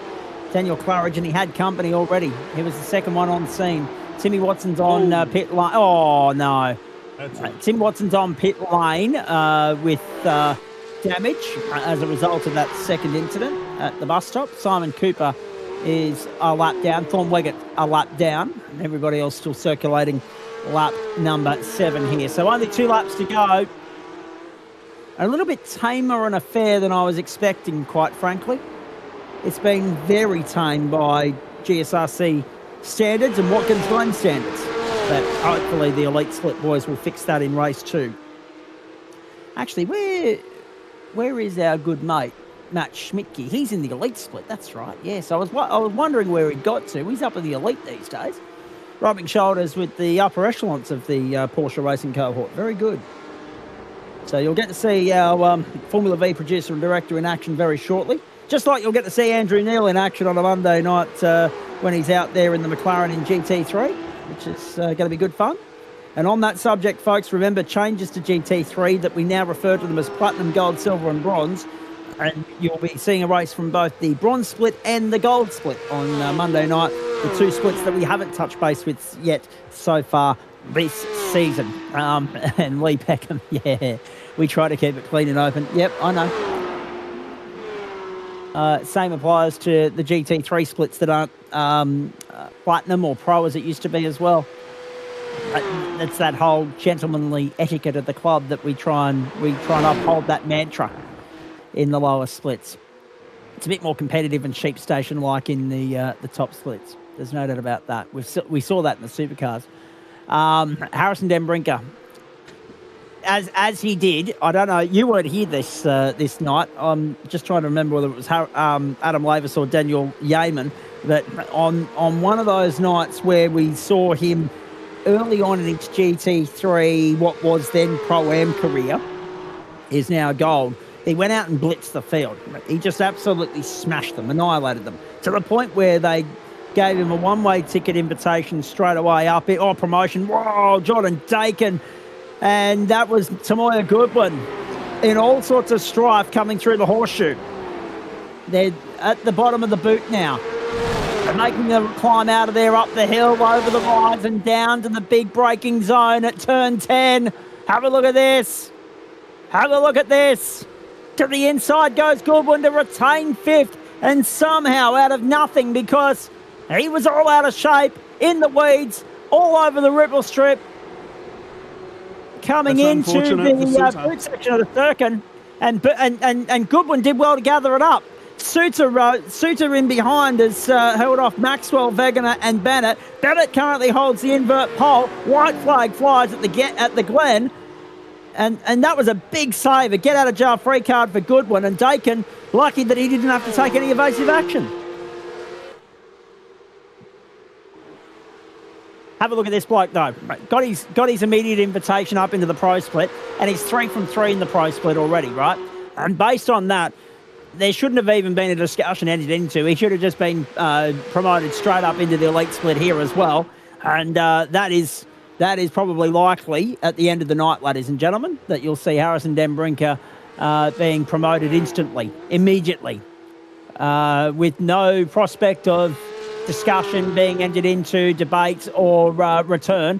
He will be going straight up into the pro split, into the elite server for the Porsche Pro Series for the balance of the season.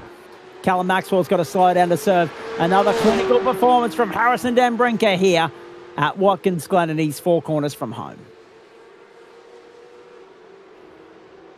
Stay with us. We've got a big update coming up, going around the grounds for you, but not before we change servers, ladies and gentlemen. We'll be moving our attention over to the elite split. We'll have the results from the open feature a little bit later on and the points update to go with that. But right here and now, it's all about Harrison Den Brinker. 3 corners from home, make it 2. Now it's only 1. Last turn, checkered flag. The man that is carving it up and tearing it to shreds on a Monday night in the Ferrari does exactly the same in a Porsche on the Thursday night as well. Winning race 1 of round 3 of the GSRC Porsche Cup at the Glen in the open split. Probably a cameo appearance in the open split, quite frankly.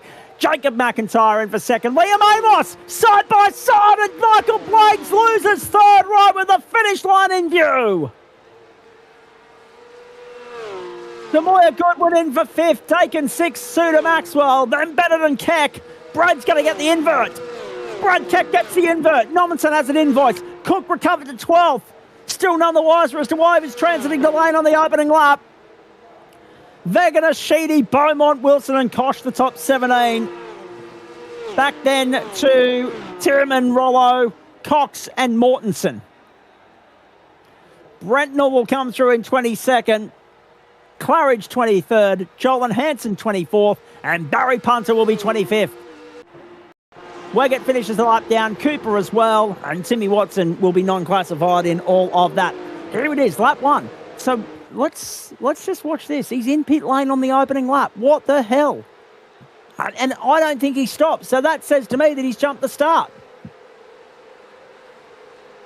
But we didn't actually see any evidence to support that on the opening lap. Really bizarre. Really unlucky because Cook had every opportunity to go with Den Brinker. And any prospect of a battle at the front of the field and some action and excitement for us to commentate on at the front of the field evaporated right there and then. Righto. He rolled off the line. Thank you, Kurt Nommensen. The tiniest little flinch. Yeah, that'll do it every day of the week. And good luck to you pleading your case in race control at the moment as well on that note. That's how it's wrapped up here, ladies and gentlemen. Den Brinker from McIntyre, Amos Blades, Goodwin and Dakin, Suter, Maxwell, Bennett and Keck the top 10. Kecky with the invert pole position. We're going to a break. Back on the other side as Thursday night footy continues. It's 12 all at Combank Stadium. The Eels and the Panthers, there's still 27 minutes to play there.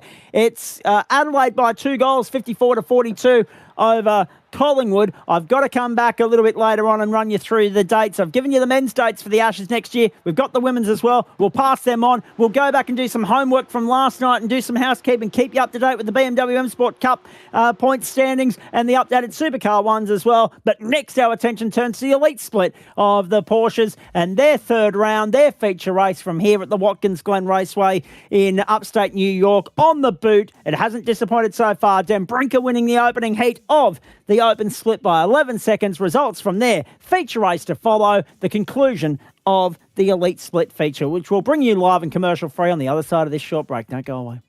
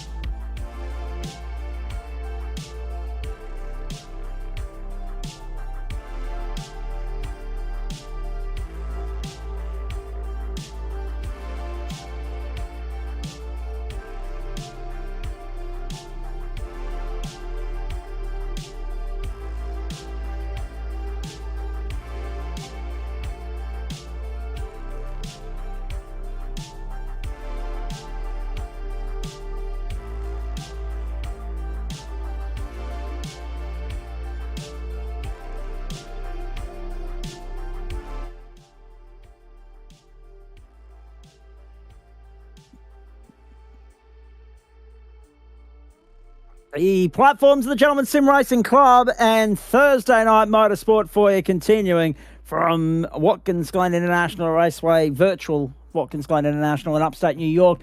The point standings as they sit coming into the third round of the Elite Porsche Cup.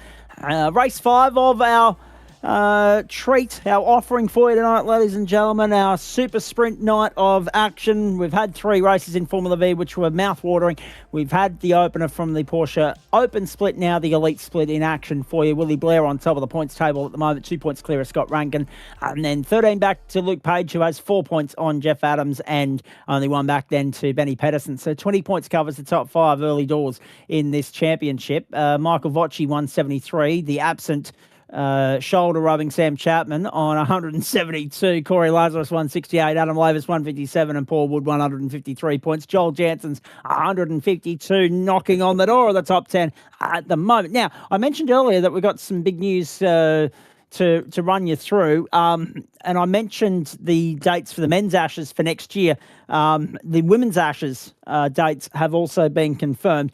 I don't have time to run through those for you right now because the race that we're going to bring you from the Elite Split is seconds away from getting started. Cars are about to line up on the grid. We might be able to have a look for you very quickly, Andrew Neil, at the results from race 1. We won't worry too much with regards to qualifying. We'll get a better reflection or better look at that a little bit later on. But there are the sprint results from race 1. Finally, Kay Lazarus back in victory lane. Luke Page, Lachlan Cable, Luke Alavoy, Alex Barrel on Ryan Jones, Willie Blair, Ben Pedersen, Scott Rankin and Michael Vocci, the top 10. That was always going to happen at some point. It was bound to happen. The champ is back in business, which is good to see. Now, when we have a look at that points table, we had a look at the points last week. We should explain that Isaac Curtis inherited the win last week because Corey got slugged an invoice on the final lap because he got into backmarker traffic inadvertently, completely unintentionally.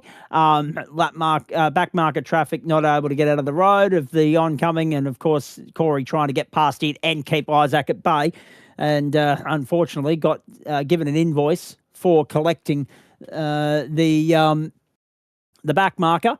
And it's important to note that it dropped him down to 5th in the points in the race results sheet as a result of that. We're 6 o'clock in the evening. We're racing now, power down, race 2 of the night underway. And that's a great start from Michael Vocci to get on the outside of Scotty Rankin, who's under immediate threat from Benny Pedersen on the inside. We're cleanly through the first sequence of corners. Now, I want to update you. You saw the results there from race 1. It's an invert top 10 grid for race 2. And there are 34 cars lining up here on this grid for this race. No Tomoya Goodwin, no Todd Suter. They're obviously over in the other split. They've possibly arrived here and forgot that they had to go elsewhere. Josh Morris and Greg Cook. Cookie we can account for. I'm not sure if Josh turned up in the open split, but he was also showing on our timing totem pole here in the Elite Split when we logged in. He's obviously not on track. So 34 out there. The last of those is Jordan Pianazzola down in 34th spot. And Michael Vocci and Ben Pedersen have put a nice little bit of breathing space between them and the rest of the field on this opening lap. Trouble. Page trying to get down on the inside of Rankin. Elbows out further back. I think Alex Barrel and Lockie Cable were rubbing panels, and Ryan Jones was down on the inside of the pair of them. Jonesy, I think, is that distinctly pink car that you see there on the inside, is he? Is that? No. That's Luke Page. Luke Page, my apologies. Right idea, wrong car. Luke Page from Luke Page Racing as opposed to Luke Page from Whiskey Business Racing. There are 2 Luke Pages out there tonight, ladies and gentlemen, and that's Luke N. Page for you. But it's been a clean opening lap. I'm a little bit surprised. Based on current standards in Porsche racing, Andrew Neil, to see, this is going to be a bit ugly, isn't it? Matty Schmidtke's been able to avoid trouble, but Daniel Piper not so. One of the wild ride entries got balked by that as well.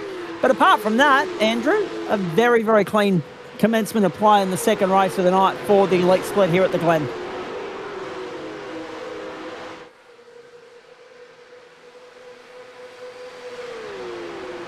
Indeed. I've had more correspondence from Chapo. And I don't think he reminded the powers that be well enough of the importance of him being available to go racing in the V's and the Porsches on a Thursday night.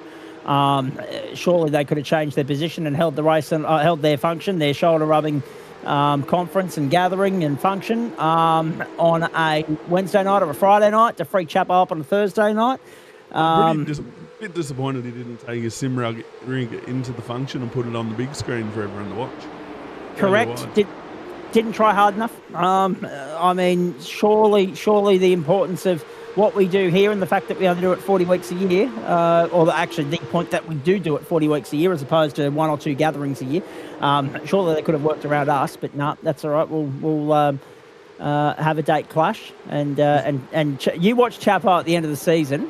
If he loses in any way, shape, or form, we'll be able to pinpoint the occasion where it all went south for him tonight. Yeah, but maybe if he's rubbing shoulders, he can try and get us an esports grant. The government. Fantastic. Possibly. Yep.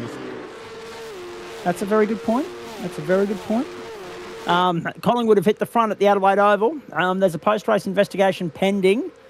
Benny Snell and Luke King on the opening lap. Now, I'm not sure if we've actually seen that yet. Waiting on another RC to make the call is the advice we're getting from Trav Azzopardi and Liam Aycock and Trenton Naylor at the moment. So we'll wait for some more correspondence with regards to all of that as we go. Down to the bus stop. Through they go. Voci, Pedersen, then Blair, then Jones, then Capel, then Barrelon, then Page, Lazarus, Rankin, Wilson, up into 10th, Alavoine 11th. One thing I didn't cover off earlier, and I apologise, I wanted to go through biggest positional gains and losses in the open split race. Didn't get a chance to highlight that, but I do get a chance here because we're consciously thinking of it. So far, Jared Knight up 5 spots, Aidan Rankin up 7.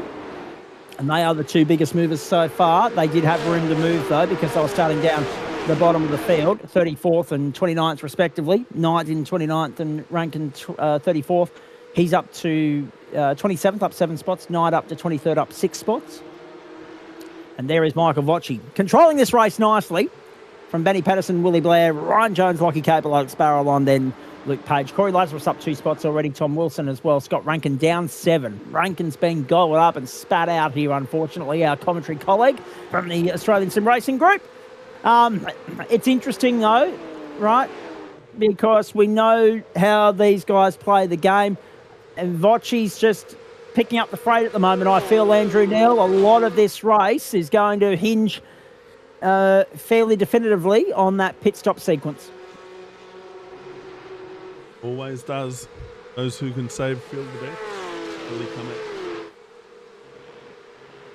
Absolutely. Well put by you.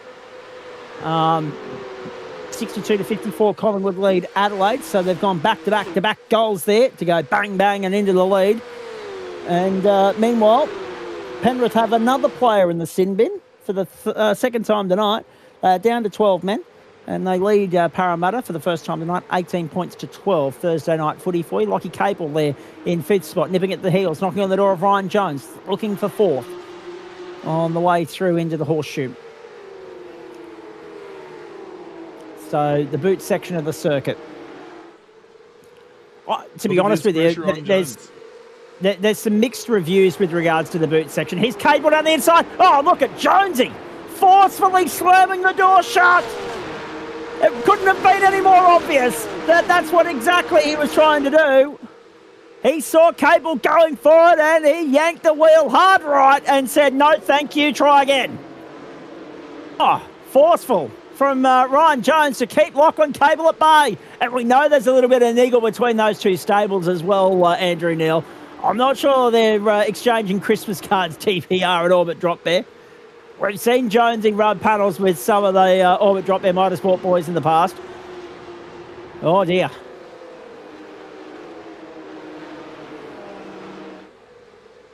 My goodness. Main straight again. Into pit lane already comes Thomas Wilson.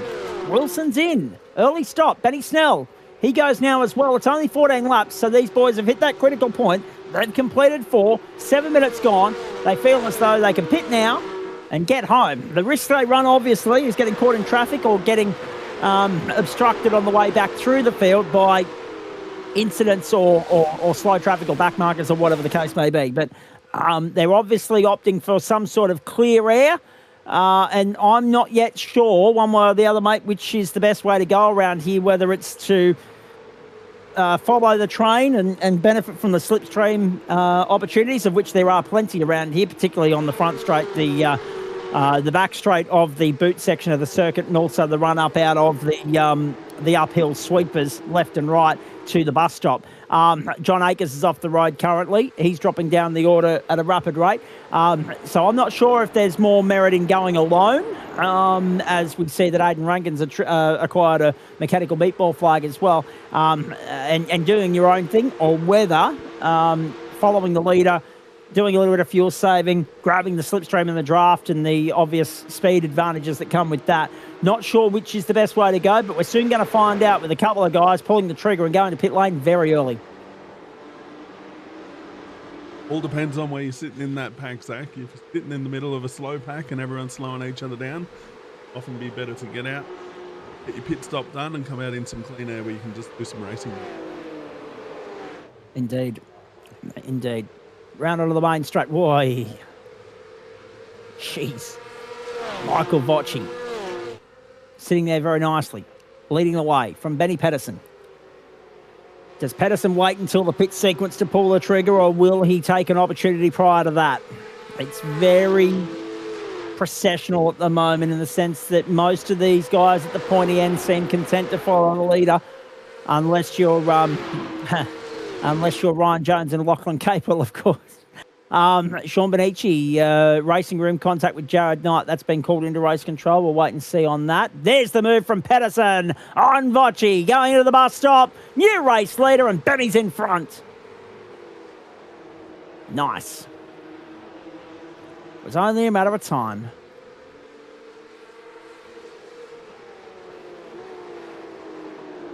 Pit lane activity that time through as well. Aidan Rankin's come in to clear the mechanical meatball. Daniel Piper, John Akers also in. Jonas Deggan, who was great to chat to the other night. There's Capel again on the inside of Ryan Jones. Did he get it done that time through? No.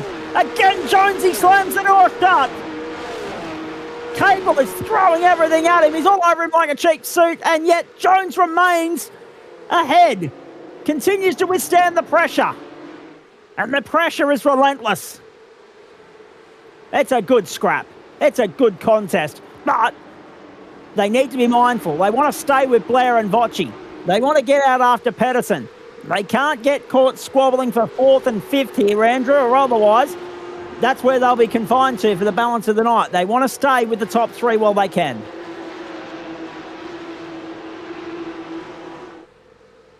Yeah, look, and I think Jones is putting up with the pressure near enough. Much time out of his lap, so good bit of pressure racing, lots of pressure on him, but he's doing well. Indeed he is. So, in comes Luke King, in comes Paul Wood, in comes Joel Janssens now. It's all happening. Plenty of positional moving and shaking going on. As Collingwood continue to put on the goals against Adelaide, they're walking away with this one now. 10-8, 68 to 8, 6:54 into the bus stop once more. Ryan Jones to 4th. And here was the move again from Pedersen. Set it up beautifully, didn't he? Took full advantage of the slipstream down the back straight, and then laid on the anchors. Vocci, aware of his presence, got out of it, didn't force the issue, and conceded.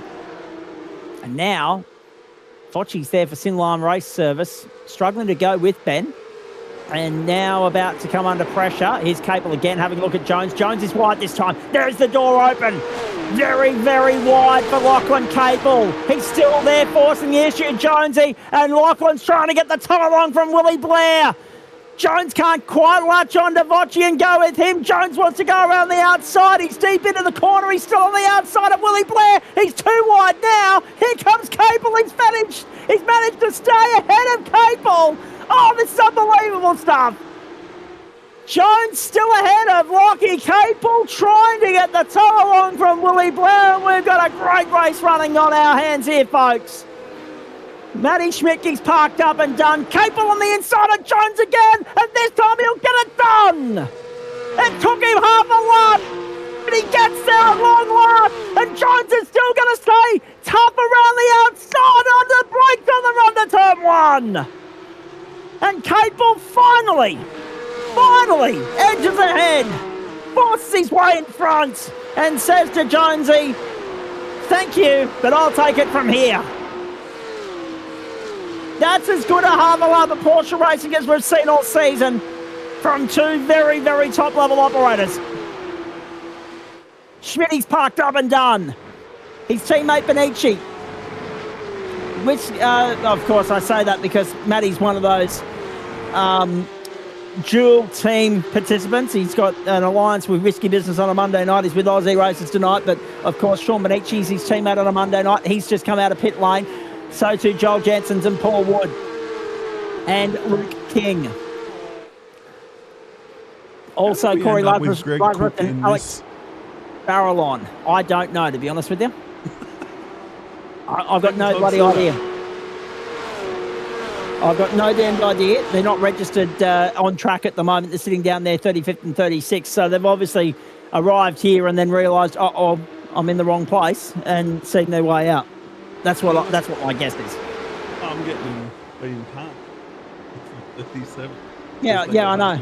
And there's absolutely nothing to suggest that they're actually out there at all on pit lane. There's no timing data coming in. iRacing's just doing iRacing things in the background, I think. Seeing if we're paying attention or not. Well, let's go, Luke and Joel, says Project 36. Main straight again. How good's the racing been tonight? That battle between Capel and Jones is still alive as well. Blair's trying to go with Vocci. They're only at 1.3 seconds in arrears of Ben Patterson, that entire pack of 5. And Capel's latched on to go with Willie Blair. Now, can he get the run up through the S's for the run down the back straight to the bus stop? Can Capel set up a move here on Blair and give himself a little bit of breathing space from Ryan Jones? Jones threw everything at that. He defended for dear life. He made Capel work as hard as he's ever had to work for a position. He said, you can try the inside, you can try the outside, you can try anything you like. We'll go 2x2 for half a lap. I don't care. Pull up a replay of my incident if you get a minute, says Matt Schmidtke. I'm none the wiser as to what's happened there, Andrew Neil, but I'm looking forward to seeing what on earth he's talking about. Here it is. This is turn 1. Oh, no. Evasive action, and then just gets cleaned up as collateral. That's just trademark Watkins, Glen, right there for you. The turn 1 killer. Yeah. And if it's not NASCAR, it's Porsche. It doesn't matter. It doesn't discriminate. It fights just as hard. And, yeah, wrong place, wrong time. I mean, nowhere to go. And then so easily, because of the way the wall is configured there, the further along on the exit of turn 1 you get, the narrower the runoff space becomes. He found that out the hard way. Crunch into the wall and done. Oh, unlucky for our teammate, Matt Schmidtke. Part of our broadcast setup on a Thursday night, of course, every Thursday night throughout the course of the season, with Disruptive Labs Formula V pit stop activity continues here at the Glen. In comes Willie Blair, releases Michael Vocci. Lachlan Capel now has a crack at Vocci. Now, this is a key defining point of the race here, I think, because if Capel can find a way through on Vocci, well, he's very wide on the exit of turn 1, but this is Watkins Glen, so there's no such thing as off-track limits, I wouldn't imagine, based on what we've seen in NASCAR over the years. Willie Blair, Mitch Noble to pit lane. If Capel can set up a move on Vocci here, I think he's going to have a look going into the bus stop. He's close enough. He's certainly close enough. Does he go for it? No, he thinks better of it. He'll try and set it up through the outer loop of the circuit, the boot section. I reckon he's a real chance. If he can get by Vocci, he can then start to put some pressure on Patterson. There's no disputing the fact that he's got pace on board tonight, Andrew Neil. Capel is the bully in the schoolyard at the moment, putting pressure on absolutely everyone in front of him. He hasn't had the clear air to showcase the maximum speed potential he has on board tonight. There's no doubt about that. He will be, I think, at one point or another, on par with Corey Lazarus to be the fastest car on the racetrack. And Lazarus, by the way, is second to Willie Blair and only Willie Blair of those that have stopped so far. Remember that he won Heat 1, which we didn't see on broadcast, and he's trying to work his way back through as part of that invert top 10, and he currently finds himself in 12th place. But the top 10, down to Joe De La Rosa and Jordan Pianazola, are yet to stop. David Webb also, Jeff Adams, Scott Rankin, Luke Page, Ryan Jones, Lachlan Cable, Michael Vocci. We're watching that quadrant of cars at the moment. Vocci, Cable, Jones and Page. I reckon that was a wall scrape for Cable on the exit of the final corner. They're across the line. They've just started lap 11. So it's this lap or the next. It won't be any later. At which point we'll see them on pit lane completing their stop. They're probably all going to come in here and argue, we could have gone home without stopping for fuel. What are you talking about? What are you doing to us? But it's part of the regs, so you got to tick that box.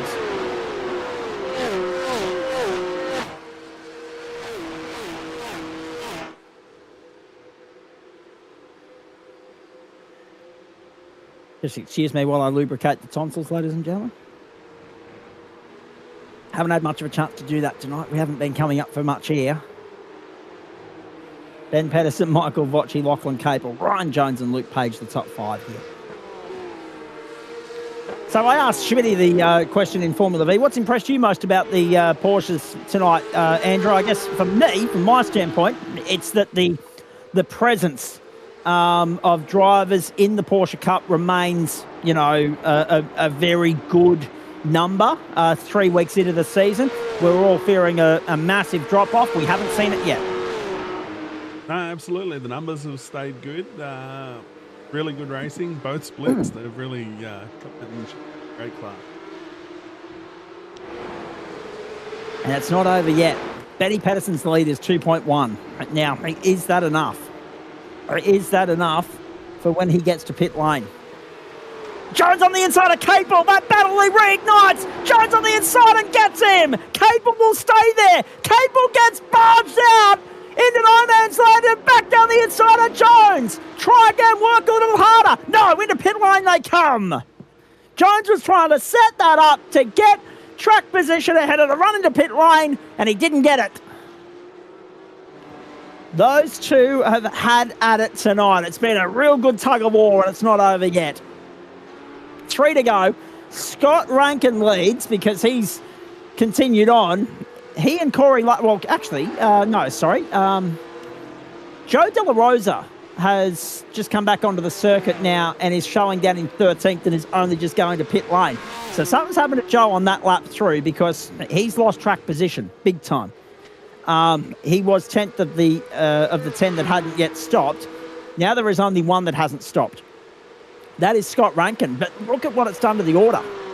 Pedersen's come out ahead of Capel, who's leapfrogged ahead of Blair and Lazarus, and we thought that might be the case. If Capel got clear of Vocci, that was always a possibility. But the problem is there's still 2.3, 2.2 in arrears of Benny. But I'm not sure there's enough time left in this race. There's only 2.5 laps for them to trim the fat there and make Benny sweat a little. I reckon Benny's good for the W tonight. In which case, it will be his second win of the season and a nice way to bounce back after a very disappointing 24th last week at the Fuji International Speedway. And we've had sprint racing for the first time this season tonight. We don't see it again until week 6, but then we get it week 6, week 7, week 8, and then the super sprint in week 10, folks. So the action comes thick and fast in the second half of the campaign. We have 6 races on the way out and 10 on the way back. And we'll be with you for every step of the ride. We're looking forward to it immensely. Single racing next week from Barcelona, Catalonia, and then Silverstone after that. Sorry, Andrew. It'll be a great last 2 laps. Cable's going to want to hit his brake markers, hit the apexes, and hope the other guys are battling behind him so he can separate himself from the pack because they're going to put some pressure on once they wind up. Capel will be so happy to see someone that isn't Ryan Jones in his immediate rear view at the moment. And he should be fearful, though, because that's the race 1 winner, Corey Lazarus. They are going to argue over second. The margin is 2.2. They're not catching Benny Pedersen. They're just not catching Benny tonight. There's not enough time left, not enough laps left to work with to try and put him under any sort of pressure at all. Pedersen can cruise from here as long as he's going to hit his markers, and as long as he's not sold himself short on fuel or anything like that, Pedersen's good. Rankin has rejoined the circuit down in 7th after pitting at the end of lap 12. We are on our way home. A lap and a half to go. I haven't forgotten about the housekeeping we've got to do after this one, ladies and gentlemen, and there is so much of it. We're looking forward to having some drivers here for a chat. As soon as we're done, we'll go around the grounds with the footy. We'll give you some information with regards to the Commonwealth Games, etc., etc., and we're looking forward to that immensely. Whoa, wild ride there for Willie Blair. We saw that in race 1 in the open split, a little bit of bobbling and skipping over the ripple strips coming through the horseshoe, and Willie Blair did well to gather it up.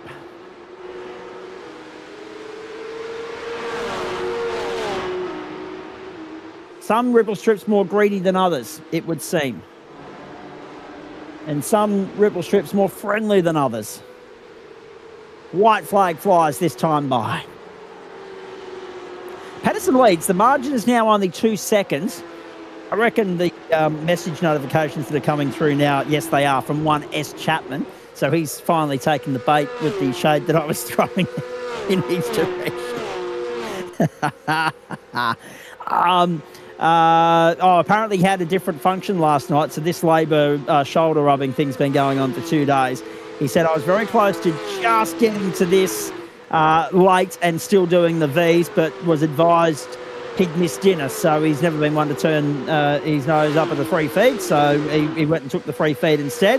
And so if I lose again this season, we can officially blame Albo. There you go, on the record from Chapo. I'm going to screenshot that, so we've got it there to put there front and centre for everybody else in week 10 if we need to.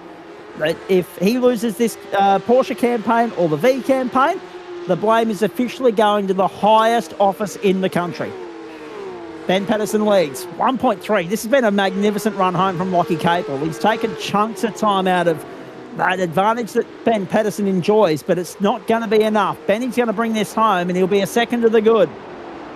It's been a great showing from Lachlan Capel, Corey Lazarus, Willie Blair, and Ryan Jones. Capel happy to see Lazarus and Blair behind him, and also giving him some breathing space from Ryan Jones. And then Alex Barrelon's got Scott Rankin for company. Luke Page and Michael Vocci with Thomas Wilson rounding out the top 10. But at the front, Benny Pedersen back to the top of the summit, just as he did at Mount Panorama. He's going to make his way into victory lane here at Watkins Glen International in upstate New York. 2 corners to go. He's just got to get it home.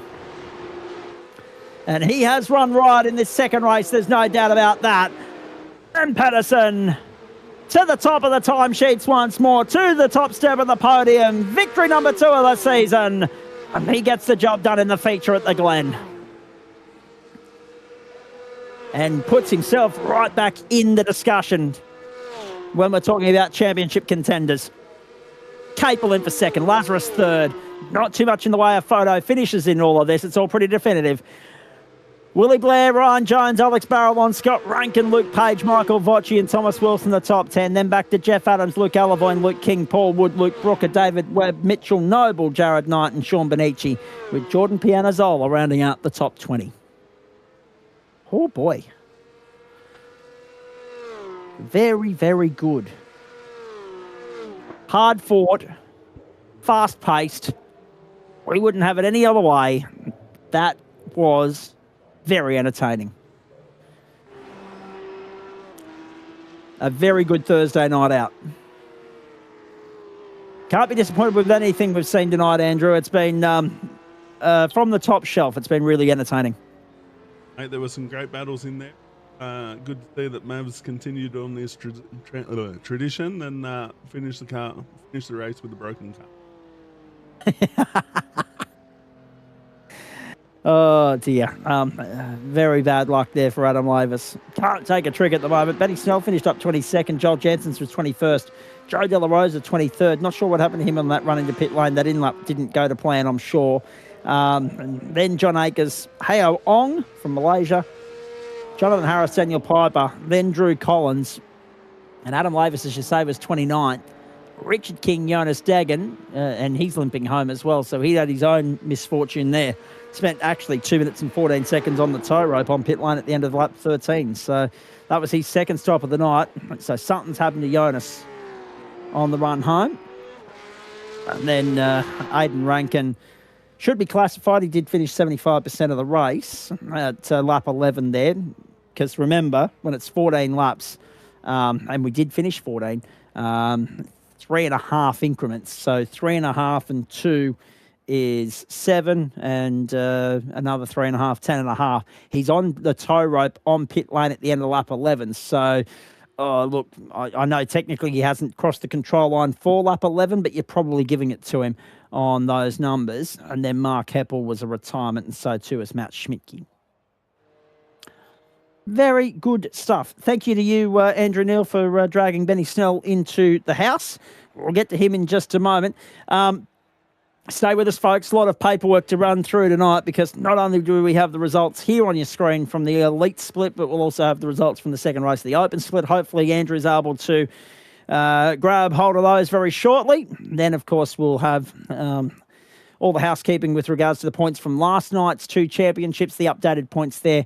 We'll go around the grounds with the footy. And by the way, Penrith have held on to beat Parramatta. Penrith 24, Parramatta 18, full-time NRL Thursday night football from CommBank Stadium in Sydney. Penrith find a way, despite having played 60 minutes of that game with 12 men, because there were 2 10-minute increments in which they had a player in the sin bin. So they found a way to beat Parramatta, and I think that says more about them than it does about Parramatta, quite frankly. Actually, it might say everything it needs to about Parramatta. Give it every opportunity to win the game, and they still find a way to lose it. But anyway, Collingwood currently leading Adelaide early in the final quarter. 10-8 plays 9-7, 68 plays 61. Results on your screen there, and we'll hear from Benny Snell in just a moment.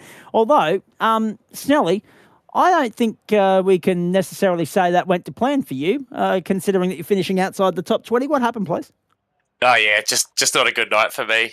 Jumped in late as usual, and yeah, just didn't quite have the pace, and then just got a little bit keen a couple too many times, and stood on a certain body part and ended up facing backwards more than I would have liked.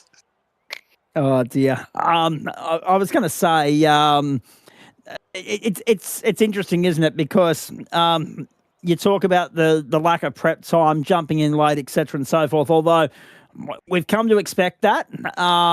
It doesn't make it any easier, though, does it? Some nights it's a formula and it's a procedure that works for you, and then other nights you think, oh God, I've got to find a way to get myself home early and in and set up and be prepared a little bit earlier. Yeah, that's it. It doesn't help with this season. The boys have really come out, haven't they? There's a lot of pace in this top split, so. Definitely can't just rest on my laurels, that's for sure. But we're also seeing, mate, as well, that there's a little bit more love for the Porsche than what there was last term. I mean, here we are, week 3, and the numbers are still in the 30s in both splits. It's extraordinary. Yeah, it's great to see everyone's, I guess, just starting to warm up to it now and go, well, it is what it is. We don't have the 992.1 anymore. We got to play with the balls we've got, and we'll just have a hit with them instead. Let's go and join the local circus and be the pogo stick. It's amazing how everybody's adapting that. I mean, even Benny Pedersen, who was one of the more outspoken individuals with regards to these cars and his likes and dislikes of them, even he's finding a way now. He's got his second win of the season. But you're right, so many drivers have upped the ante this season, which means that, as you know, when you rock up here, mate, you've become accustomed to this in the past with the Toyotas and now the BMWs on a Wednesday night as well. You've got to bring your A game all the time, more than ever before. Yeah, that's it. It's definitely not cruising around on a Sunday drive. These boys definitely are here to play. And it's been great fun. It's good to know that you're going to jump in, and if you don't practice, you're going to cop a little bit of punishment.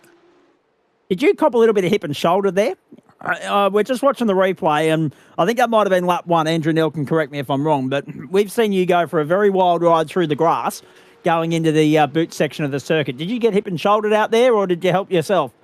Yeah, so that was probably something when I was talking about me getting a little bit ambitious. I stuck my nose around the outside of the carousel.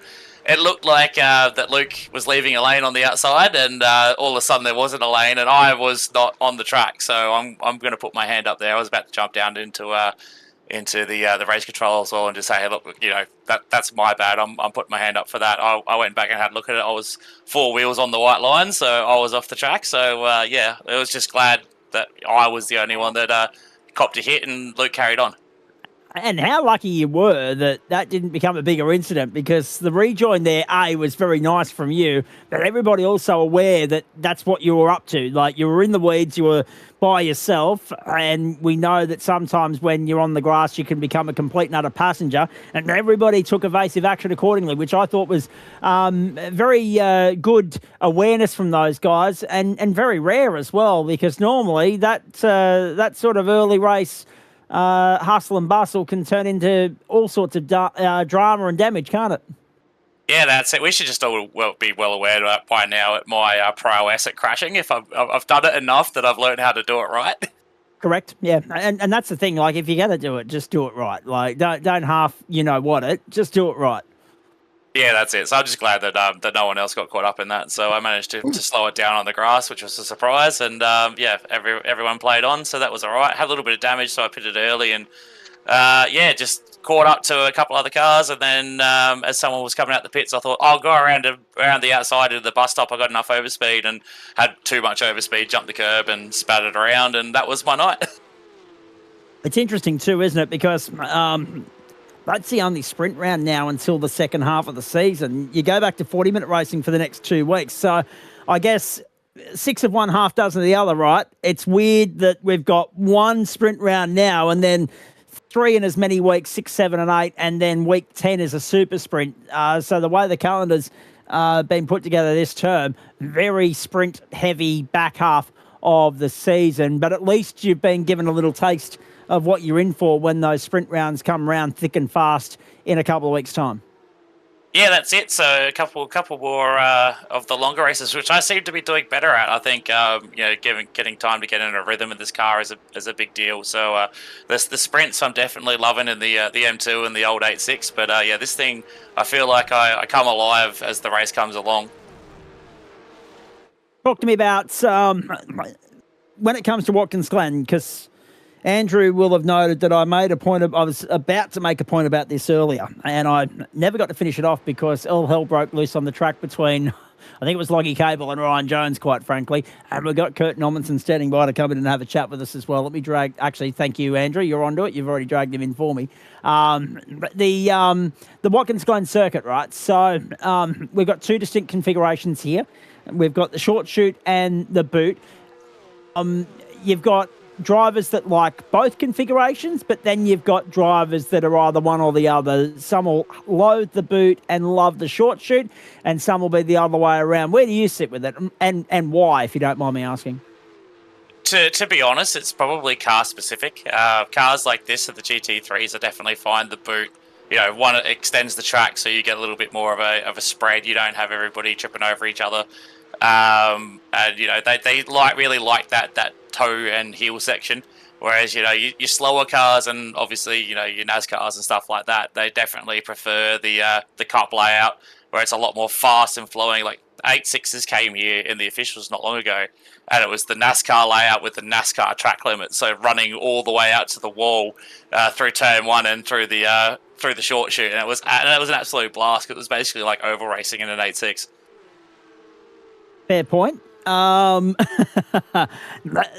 It's interesting though, right? Because we've already seen this configuration used in GT3, now in the Porsches, and we saw the short chute worked for the supercars, 6 of one and half dozen of the other very much. Obviously, we more commonly associate this configuration with sports car racing, so it's a good fit for GT3 and Porsche, and the short chute with NASCAR.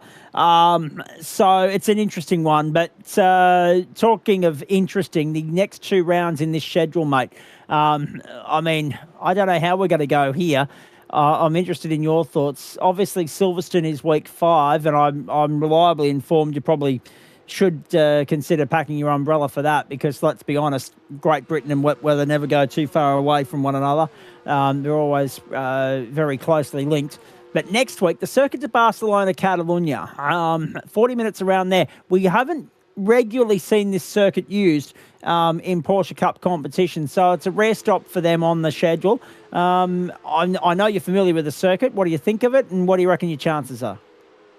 I like Barcelona. It's a good fun track. It all depends on whether we're using that last chicane or not. I haven't paid too much attention to whether I like it or not. But it'll be good fun either way. You're not using the chicane because you're on the historic layout, so you'll bypass that last chicane completely, which I think is a good thing. Yeah, so that'll actually be quite fun, and that means we'll also be using the sweeping corner through the last sector as well, rather than having that short, sharp left. So it should work well with these cars.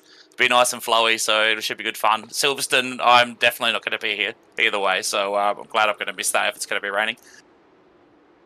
I don't know if it is, but that's my initial guess, only because it is Great Britain, and we're bound to have a wet weather race at some point, so it'd just be only appropriate if it was there.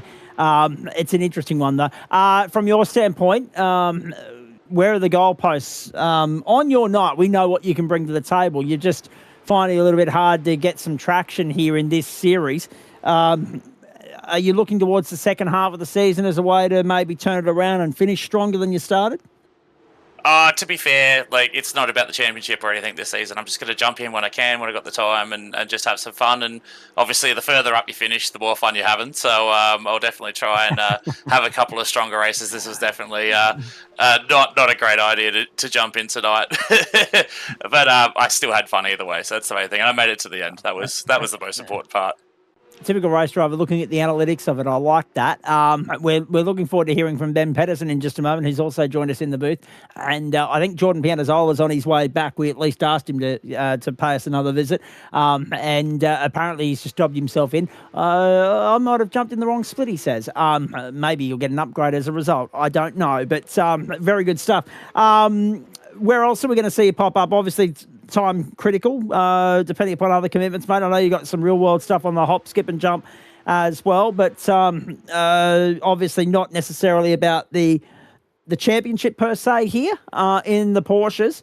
Are you actually vying for a championship, I should say, not vying for a championship anywhere this term, or are you just turning up to have some fun and send it?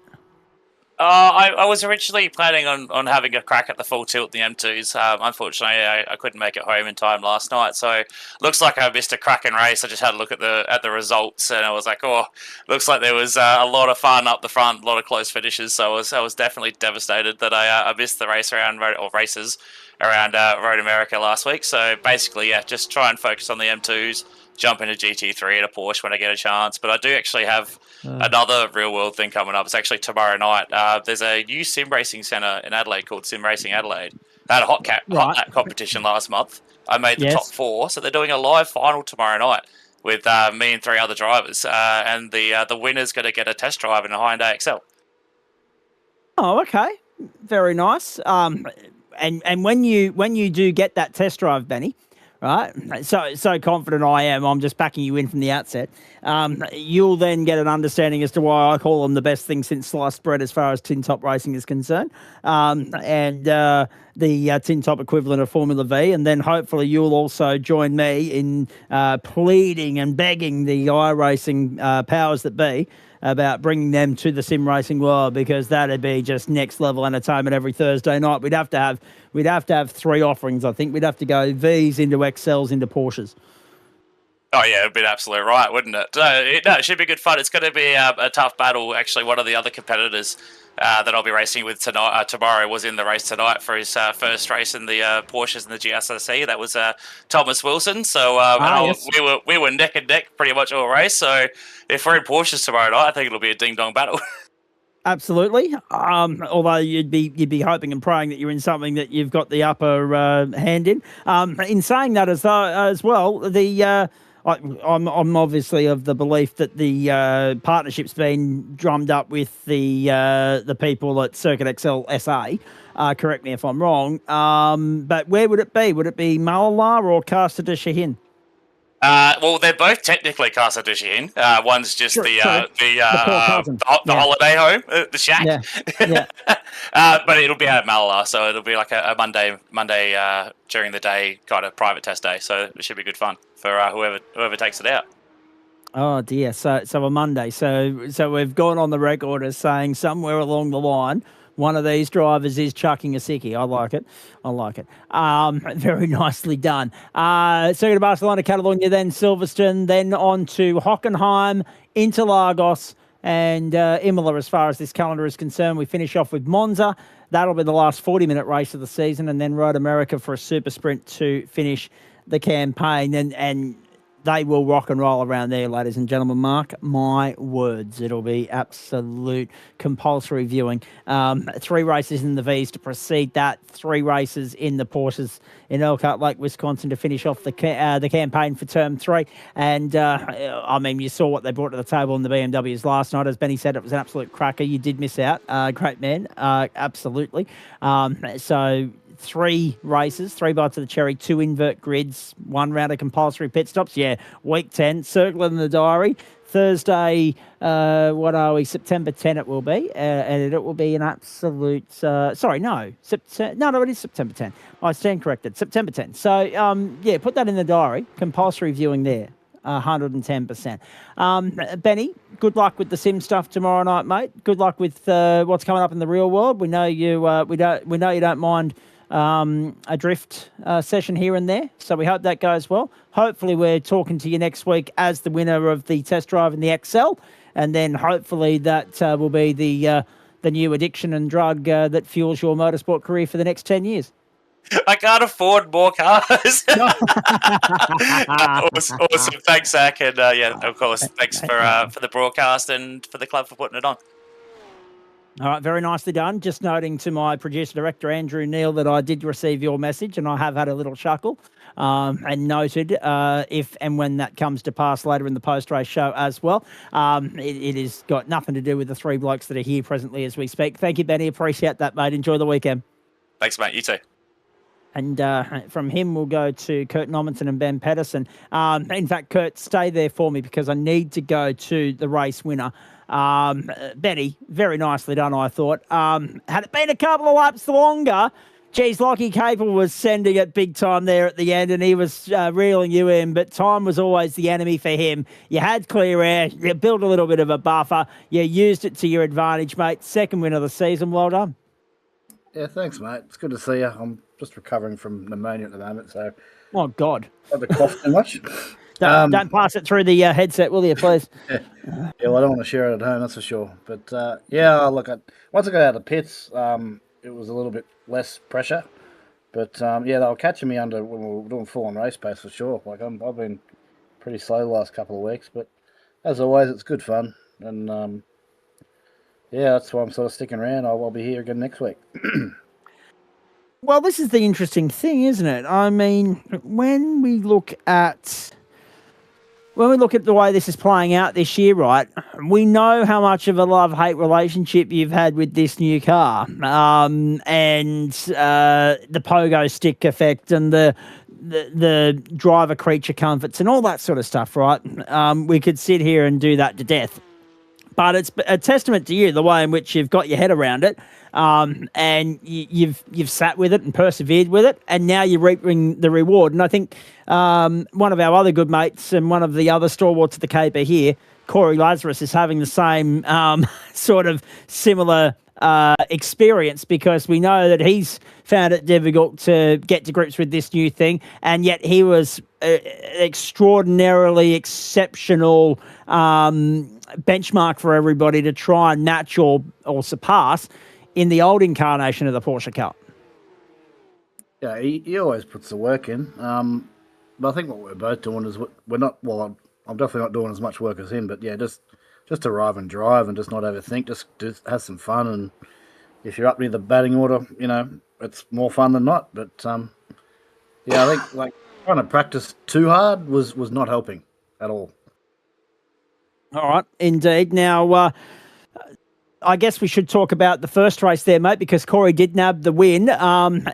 We didn't see qualifying. We didn't see race 1. We only saw race 2. We were obviously over covering the open split and their first standalone race of this campaign, a change of pace compared to the big grids we've seen over the last couple of weeks. So let's start there.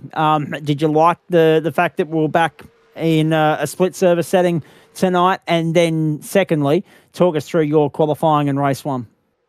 I like having everyone together. I mean, I know the crowds are getting big enough that we need to split them occasionally, so I get that as well. But yeah, I think the more the merrier in one server. It can throw everything on its head, which is a good thing, keep us all guessing. It wasn't much to see in qualifying. I think I spent more time off the track than on it. So, yeah, nothing to report there. We'll let you catch your breath. Obviously, race 2, you set it up early, you found your way to the front. I think it was important to do that because we saw the battles that embroiled behind you. I mean, obviously, you sat there patiently and timed it nicely, I thought. What were the thoughts running through your mind at the time? What was the strategy? What was the plan of attack? Because you had Michael Vocci there running front as the sort of driver carrying the weight, picking up the freight and towing everyone along there in the early part of race 2. You sat there with him and waited and bided your time, and then all of a sudden the trigger was pulled. You set the move up down this straight here towards the bus stop, and once you got past him, you checked out pretty quickly. What was the plan of attack, and why did you wait until then? Could you have gone earlier? Could you have found a way by Michael earlier, or was it all strategic? A little bit strategic, mate. My driving has been a bit sloppy because I haven't been spending much time, so I have a lot of overlap. I needed to save fuel to get that lap in. I mean, I don't know how Scott's done another lap after that. So, yeah, I've got way too much overlap between my brake and accelerator. So, yeah, I was just saving a bit, biding my time, and then I made the jump when I got up him, and that was it. I guess it also did you a service, the fact that Blair, Jones and Capel were having at it behind you as well. They inadvertently probably held themselves up a little bit. Once they lost contact with you, that made life a little bit easier, giving you that 2 or 3 seconds to work with come pit lane. It helped, but I was trying hard. Like I'm not the quickest here at all. But so yeah, that was, look, we have fun. And I can't expect too much when I'm not working much on it. So to get a win, I mean, the reverse 10 always helps, but it's just a bonus. Indeed it is. Now, when we look at the next round of the series, mate, I mean, obviously it is the circuit of Barcelona, Catalunya, and we're back to 40-minute racing. Does that work more into your favour, the fact that the races are longer, or do you prefer the shorter ones? Depends on the track. Look, I remember we discussed after round 1 that there was a couple of rounds I didn't like. We've just done them. So there you go. The next track I really like. I've done a lot of laps there, so I don't feel like I need to do much prep to be okay. So I'm looking forward to the rest of the season. So, Circuit of Barcelona, Catalunya, where does that rate as far as tracks that you do like are concerned? I mean, obviously, you've already noted the tracks that you didn't like, and I'm interested in why you didn't necessarily like them as well. But we talk about Circuit of Barcelona, Catalunya. Benny's already asked me, Benny Snell, that is. Isn't it funny? We're talking to 2 Bennys in the post-race show, and a Kurt as well. So we'll get to Mr. Normanson very shortly. But you talk about Circuit of Barcelona, Catalunya. Is that a circuit that you like, or is it just a circuit that you tolerate and you'll go there, you'll tick the box, and then you'll focus on Silverstone? Honestly, the only track that I don't like is Spa, which is controversial, I know. True, yes. It's not that I don't like tracks, it's just tracks that I know that I'm not as fast as I am at other tracks. So, like Catalunya, yeah, I'll be okay. As long as I drive well, I should be top 5, I'm hoping, and then we'll just see what happens. But it depends on who turns up.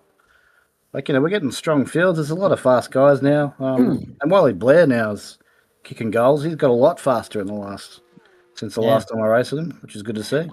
Are you surprised with the turnover this term, mate? I mean, obviously, you gave the Porsches a bit of a wide berth there for a little bit. You've come back to the fold. It looks as though everybody else has followed. Extraordinary interest in this series at the moment. The numbers are high. The interest is high. And there's been no real drop-off after 3 weeks, which I find quite astonishing based on the stats we saw last term. I reckon Corey brings them back, mate. I reckon you're right. I reckon when the multiple champ is in the house, yes, it brings them back to the fold, and it brings audiences back to our comment section as well. Although that's gone remarkably quiet in this post-race show. I'm not sure if we've got any interaction there or not, but maybe they've gone to watch the end of the AFL, which, by the way, Collingwood are going to leave the Adelaide Oval very, very happy, ladies and gentlemen. They have streaked clear of the Adelaide Crows in the final quarter. There's 5 minutes to play. It's 15-10-100, plays 10-7. 67. If you're looking for some golf tonight, Live Golf from Great Britain getting underway now on 7+ as well. But I tell you what, that is a franchise, an organisation in a world of hurt and trouble at the moment. And also, by the way, if you want to catch some action from the Commonwealth Games before the opening ceremony, there are 2 channels dedicated to lawn bowls currently up and running on Seven's streaming app, 7+. So golf or lawn bowls, the pick of the action for your overnight sport offering tonight. It's interesting, right? So you talk about Corey Lazarus. How good is it to have him back? And also, like you, getting a grip of the car and being both back there fighting for race wins, mate. It's as though everything and nothing have changed at the same time. Yeah, it is good fun having him back, mate. Yeah, I missed it. And it's good to see, as I said last week, it's good to see Scott Rankin out there too. He battles really hard. We had a good little battle in race 1. It was good fun. Don't know if it was on the telecast, but I'm going to look back at it. No, we were covering the open split race 1, so we didn't see your race 1. We only saw race 2. However, what have you got against this circuit? That pricked my ears when you said it a few moments ago, that we've got through the tracks that you don't like. What is it about Watkins Glen that rubs you up the wrong way? Oh, it's not that I sorry, it's not that I don't like them. I'm just not fast. That's all. Yeah. You know, like this and Fuji. Yeah, I'm not fast at all. Well, the race 2 result sheet's going to vouch otherwise, I think, Betty, in the sense that you won it in the end. And I guess we could go back and have that discussion. Maybe you're a beneficiary of the sprint format tonight and the invert, because if you are right and pace was an issue, then probably if that's a 40-minute race, you're not in the results potentially. Is that fair? Yeah, I would have been way down the order, like 5th, 6th, 7th, 8th, 9th. I could have been 15th. Well, all of those would have actually been better than last week. Yeah, I had the pit curse again for that one, mate. I wasn't quick. I think I qualified 9th or 6th or something, and just was holding that position. Yeah. And then, just the pit entry. Didn't practice it after all you guys said we need to practice it. Yep. And sometimes we don't say that for the sake of saying it, or the sake of hearing ourselves talk. Although it was actually a double whammy too. It was unsafe pit entry and then speeding in pits. Yeah. Yep. That would bite and sting very, very hard, I would imagine. It's interesting though, right? Because every circuit's different, and every week we have a different talking point. So last week it was about the pit entry and how hard you get slugged with an invoice there, and how hefty it is if you don't get it right. Everyone here, the conversation immediately shifted towards track limits with regards to if there's an incident, what are the boundaries? What are the parameters? And Trav was very quick to clamp down on it and say, look, if it's inside the white lines, it's fair game. Anything outside of that, we're not going to view too favourably. So it's different. It's interesting, isn't it? Every circuit has its own niche and has its own quirks, doesn't it? Yeah, definitely. Every track does have their nuances for sure. I used as many incident points as I could today as well. Like I had about 12 or 13 off tracks. Just trying to keep in front. It was a bit naughty, but if you got them, use them. So you weren't too worried about incident points, is what you're saying? You weren't too worried about the bonus points, rather. When have you ever seen me worry about the bonus points, Zach, in any season? Great, good to see. Whilst some things have changed, Benny, most things have stayed the same. I like that. That's good. That's good consistency from you. Yeah, fair call, mate. I'm going to go. I need a Hockenheim in my throat. Yeah, go and do that. See you guys. Good to see you. Strepsils and honey, go well, mate. Thank you for that, and well done to the Riot Sim Racing crew. We'll see you next week. Cheers, mate. And well done also to all of our Porsche Pro competitors, because this week was a quiet week for them. Next week, they've got to do the double sprint racing, super sprint racing at the Red Bull Ring on Wednesday night. And on Thursday night, they'll be with us for the Circuit de Barcelona Catalunya round of the Porsche Cup. Shout out to the Riot squad. Yes, good work, Benny. I agree with that. Brad Keck is in the house, and I've been looking forward to that because, as I said on air, and I'll get you to hold there for me too, Mr. Keck, because I've got Kurt Nommensen standing by. I did see your message, but only as I logged in tonight because it was hidden away in what they call the request section of my Discord messenger, so it didn't come straight through to the keeper, and I had to go and search for it myself. But I read part of it, and then we went on air, and I was kind of like, I'll come back to that. And you were talking about me sort of maybe second guessing myself as I was saying your name on air. And it wasn't actually to do with anything to do with the fact that you've been gone, come and went to this club, and it's good to have you back. It was more so making sure that I didn't, if you pardon the expression, cock up the pronunciation of the surname by inserting the wrong vowel. Have you got? Yeah, all good. Well, my surname on the account is different from what it was when I was here 4 or 5 years ago, but subtly. That's why I thought it was going to break your brain. Yeah, no, I appreciate that. Yes. Mate, I normally 9 times out of 10, without somebody pointing me in the right direction, I do the anchorman thing. I just read what's on the screen. So I appreciate that. The only exception to the rule is, and this was a point in our commentary chat thread, as Andrew Neal will attest, because Dale Sharp and Jordan Pianazzola got caught out by it last week. They were like, who's Adam Maverick? Adam Lavis goes under Adam Maverick on iRacing, and you see it listed as Maverick, his surname on our screen here. It's always been his nickname. He's always been Adam Lavis to me, but that's because I'm very, formal in my commentary, or at least try to be. So he gets Adam Lavis from me, but everyone else will call him Mav. Very nicely done. I want to come back and have a chat with you in a moment because there were some pleasing results for you tonight, not least I think I was right in saying you were on the invert front row for race 2. So we'll come back to you in a moment. But I need to go to Kurt Nommensen firstly.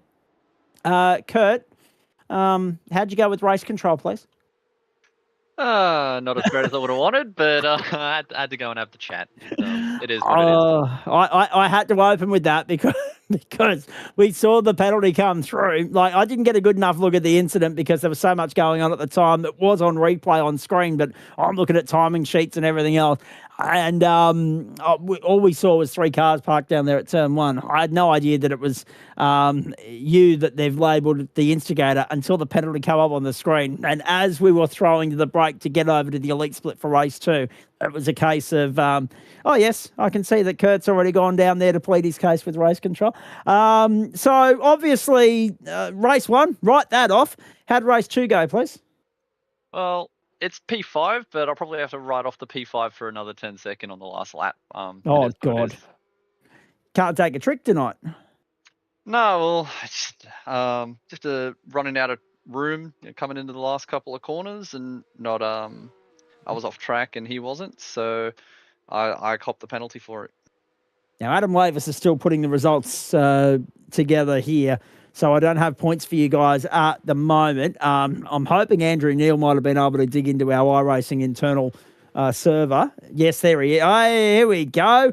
So the invert pole serves Brad Keck the world of good. Have a look at that on top. Harrison Dembrinker from 10th back to 2nd. There's no way he's not getting an invitation up into the elite split next week. I'm not buying that if he stays in open after that. He's just torn it to shreds. Colin Bennett in for 3rd. Wade Sheedy, Kurt Nommensen, as he says, might be copping a 10-second invoice, which would drop him down 18.996. So that's down to 9th place. if that comes to pass, and Luke Wegner would be the beneficiary of that. So to Rollo, Suter and Wilson. And Liam Amos rounds out the top 10. Now, all of that's, of course, provisional until race control has gone through the tape and applied penalties accordingly. That will be reflected in our points tables at the end of the night. Joel Hansen in for 11th, Troy Mortensen, Jason Tim and Jordan Dakin and Barry Punt to take us back to 15th. I think that'll do. So there you go. All right, so Kurt, stay there with me. But Brad, it must be nice to be able to pick up where you left off, essentially. I mean, no better finish to the night when you take the invert opportunity presented to you, you get that hole shot up to the front row start, and you run with it and take full advantage of it. You've done that, a race W, well done. Yeah, a bit of a surprise. The night didn't start so good. Practice session, I had internet dropout, which is something that's very rare here because I'm on like fibre to the house. And then it took me about 15 minutes to load back in. And I got in just before quali again, and I kind of stuffed up quali because I was anxious about the connection dying again. So yeah, I think I started P11, and then I got up to P5, and then about halfway through the race, I had a massive screen stutter, and it threw me off, and I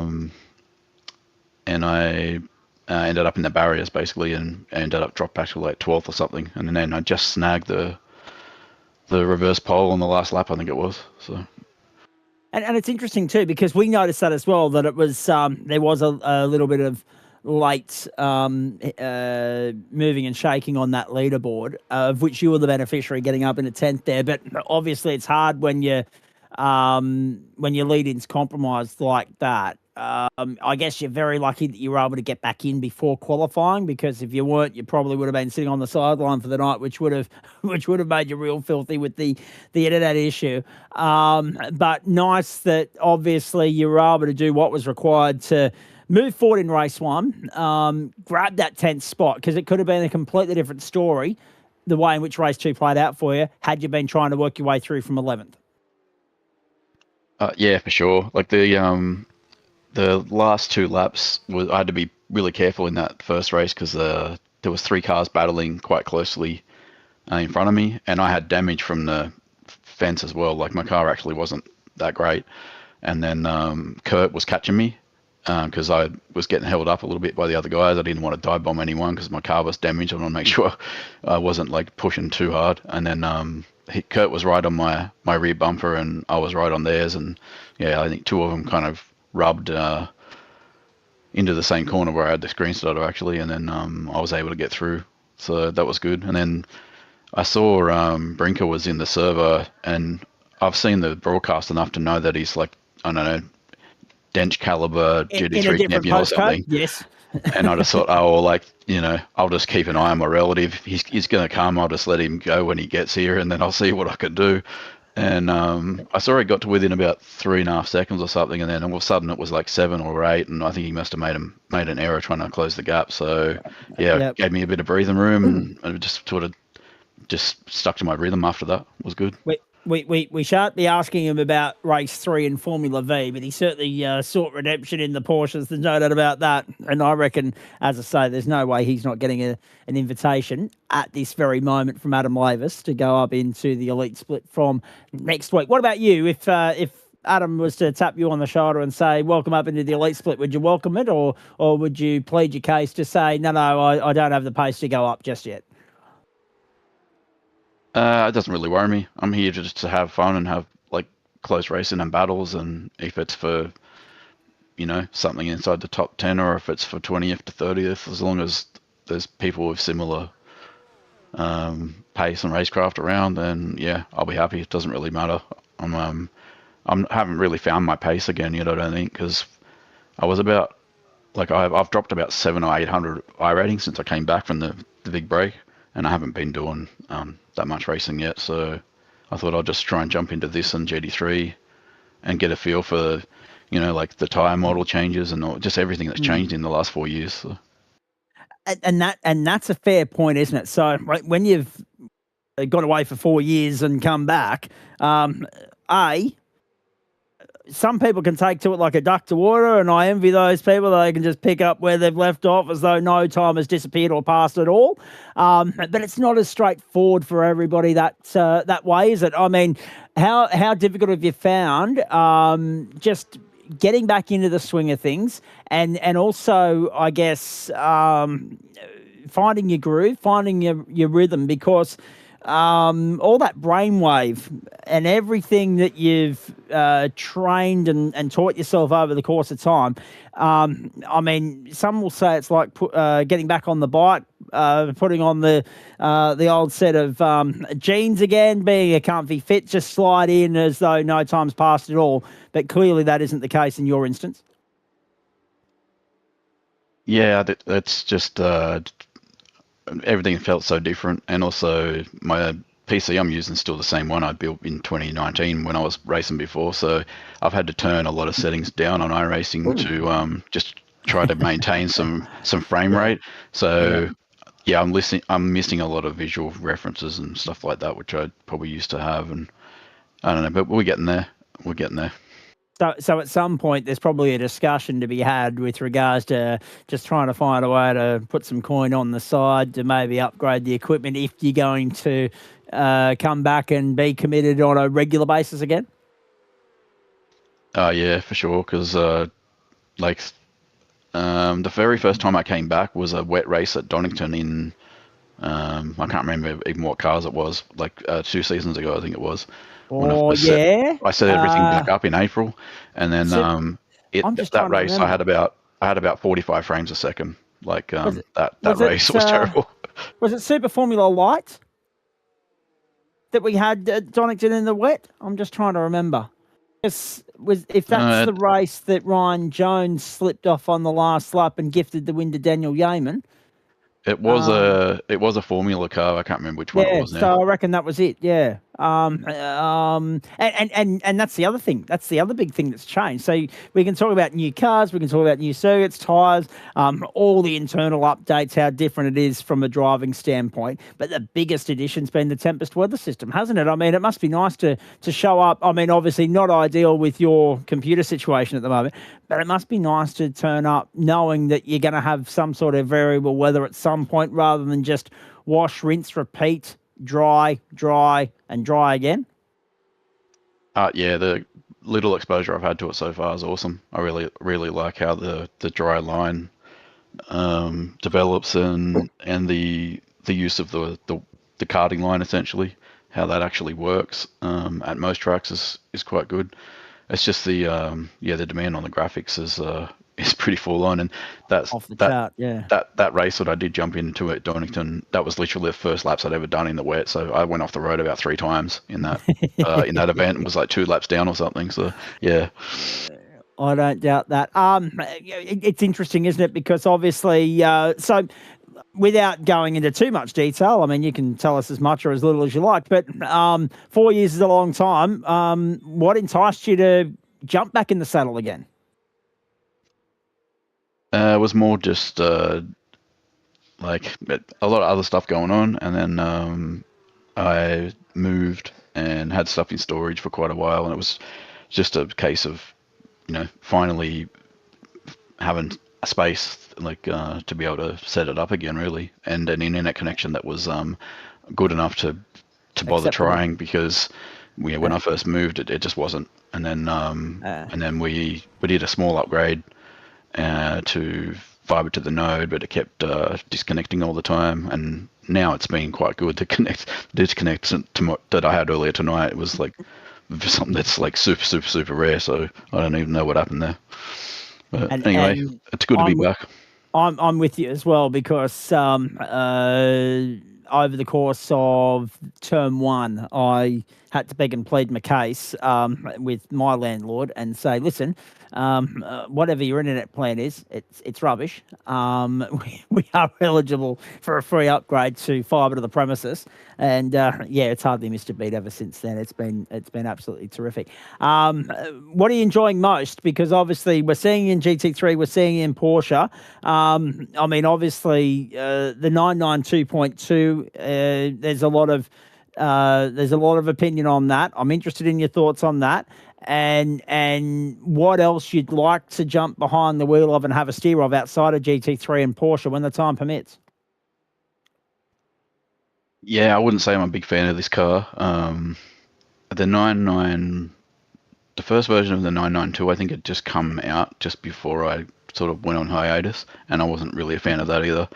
And the 991 I used to love, and you would have seen me driving that on the the early championships that we had in the very early days. Yes.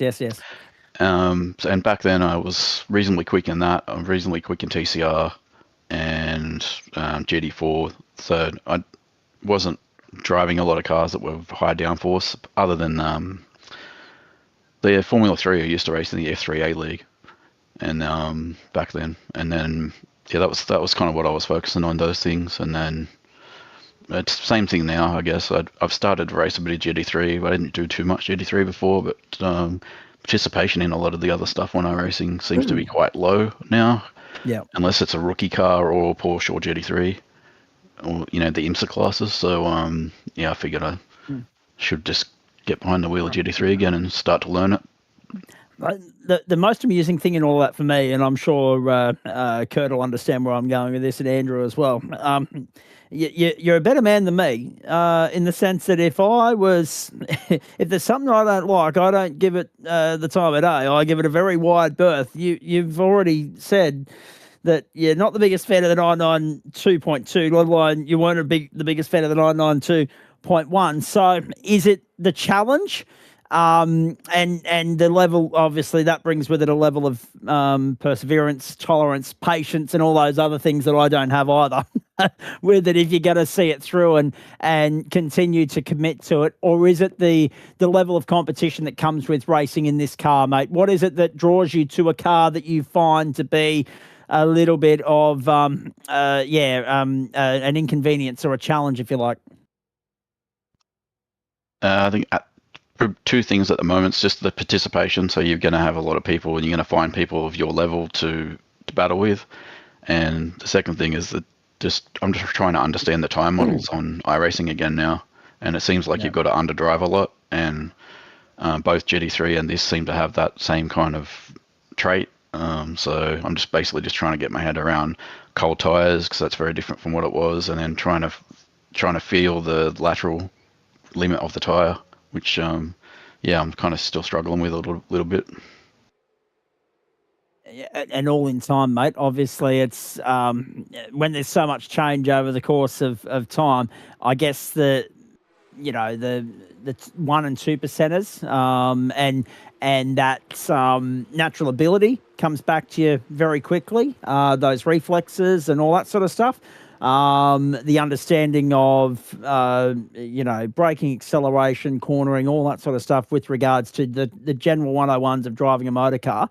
But as you say, it's all the things that aren't the same as what they were the last time you were here. That's going to be the time-consuming process of you getting back to a place where you can just jump in and feel comfortable and get stuck into it from the outset, which we're looking forward to seeing how long that takes to eventuate. Let me wrap it up here by asking you about how you feel about GT3 on Monday night on the streets of Adelaide, because there's another thing, the onset, the arrival of so many street circuits since 2021-22 as well.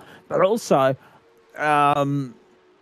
Porsche next week, Circuit de Barcelona, Catalunya. So you've got sprint racing in Adelaide. You've got this series going back to a 40-minute race next week, and we don't have sprint racing again until the second half of the season. How are you feeling about those two stops on the tour? I like the Adelaide track, but I chose the Aston, and from what I've seen on officials, the Aston is probably the worst car for Adelaide, so it may not be too good there. But anyway, we'll see what we can do with it. But and Barcelona, I'm not a huge fan of the track. Hopefully, we're doing the historic layout without the chicane. That would make me happier. But anyway, I'll turn up and see what we can do. See, that's the thing. I believe that historic means without the kink. based on what did we take there? We went there a couple of weeks ago in something. It was the Formula Renault. I'm fairly certain. Week 2. I just want to go back and get my bearings right. Where's my calendar? There it is. Week 2. Formula Renault. Yeah, Formula Renault Circuit of Barcelona Historic. So that is without the chicane, which I think is good news. You already signalled that the chicane is something you'd like to see us not have to navigate. Benny Pedersen said the same thing. So I think universally there's going to be a lot of people happy about the fact that you don't have that. I can say it because we're past 10:30, that Dicky chicane. There it is on your screen, ladies and gentlemen. Obviously, there is that little chicane there through what used to be from 2007 till only a couple of years ago for Formula One. But we are running the circuit that doesn't contain the chicane. So you bypass the chicane next week. And really, in these cars, probably the right call because, it's just too tight a section of the real estate to there's no benefit in overtaking there, and it washes off all the speed before you get onto the main straights. So, no, we will go around the circuit to Barcelona, Catalunya, minus that chicane next week, which will be good. Yeah, that sounds good. Looking forward to it, I guess. I think the level of competition just overall since the whole time I've been away just seems like it's gone crazy, and I've come back now. I'm 50, so yeah, if I can just try and hang on to some of the younger guys, I'll be happy. That's pretty much the aim. We've all aged over the last few years. Don't worry about that. But that's the other interesting thing, right?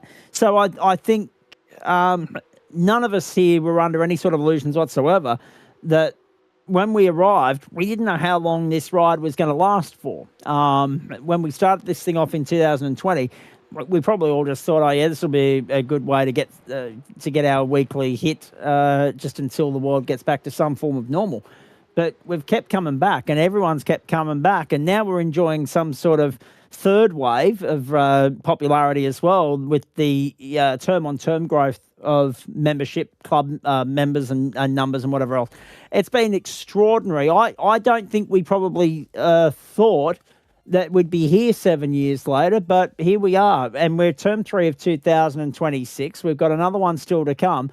And next year will be the 8th year of the club. And there's no reason to see the stumps being called on this club in its current guise anytime soon. Such is the uptake of membership. Are you as surprised as I am with just how successful the sim racing world has been and how this space has continued to thrive despite the world getting back to some form of normal, if I can use that word? And I say that because we all thought that once life got back to normal, everyone would be busy again, everyone would lose the ability to be here as regularly as they are, and how wrong we were.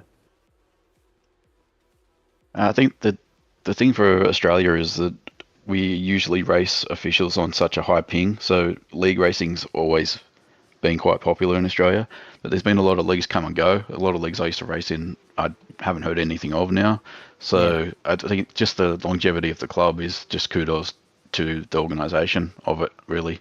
Like that's the difference.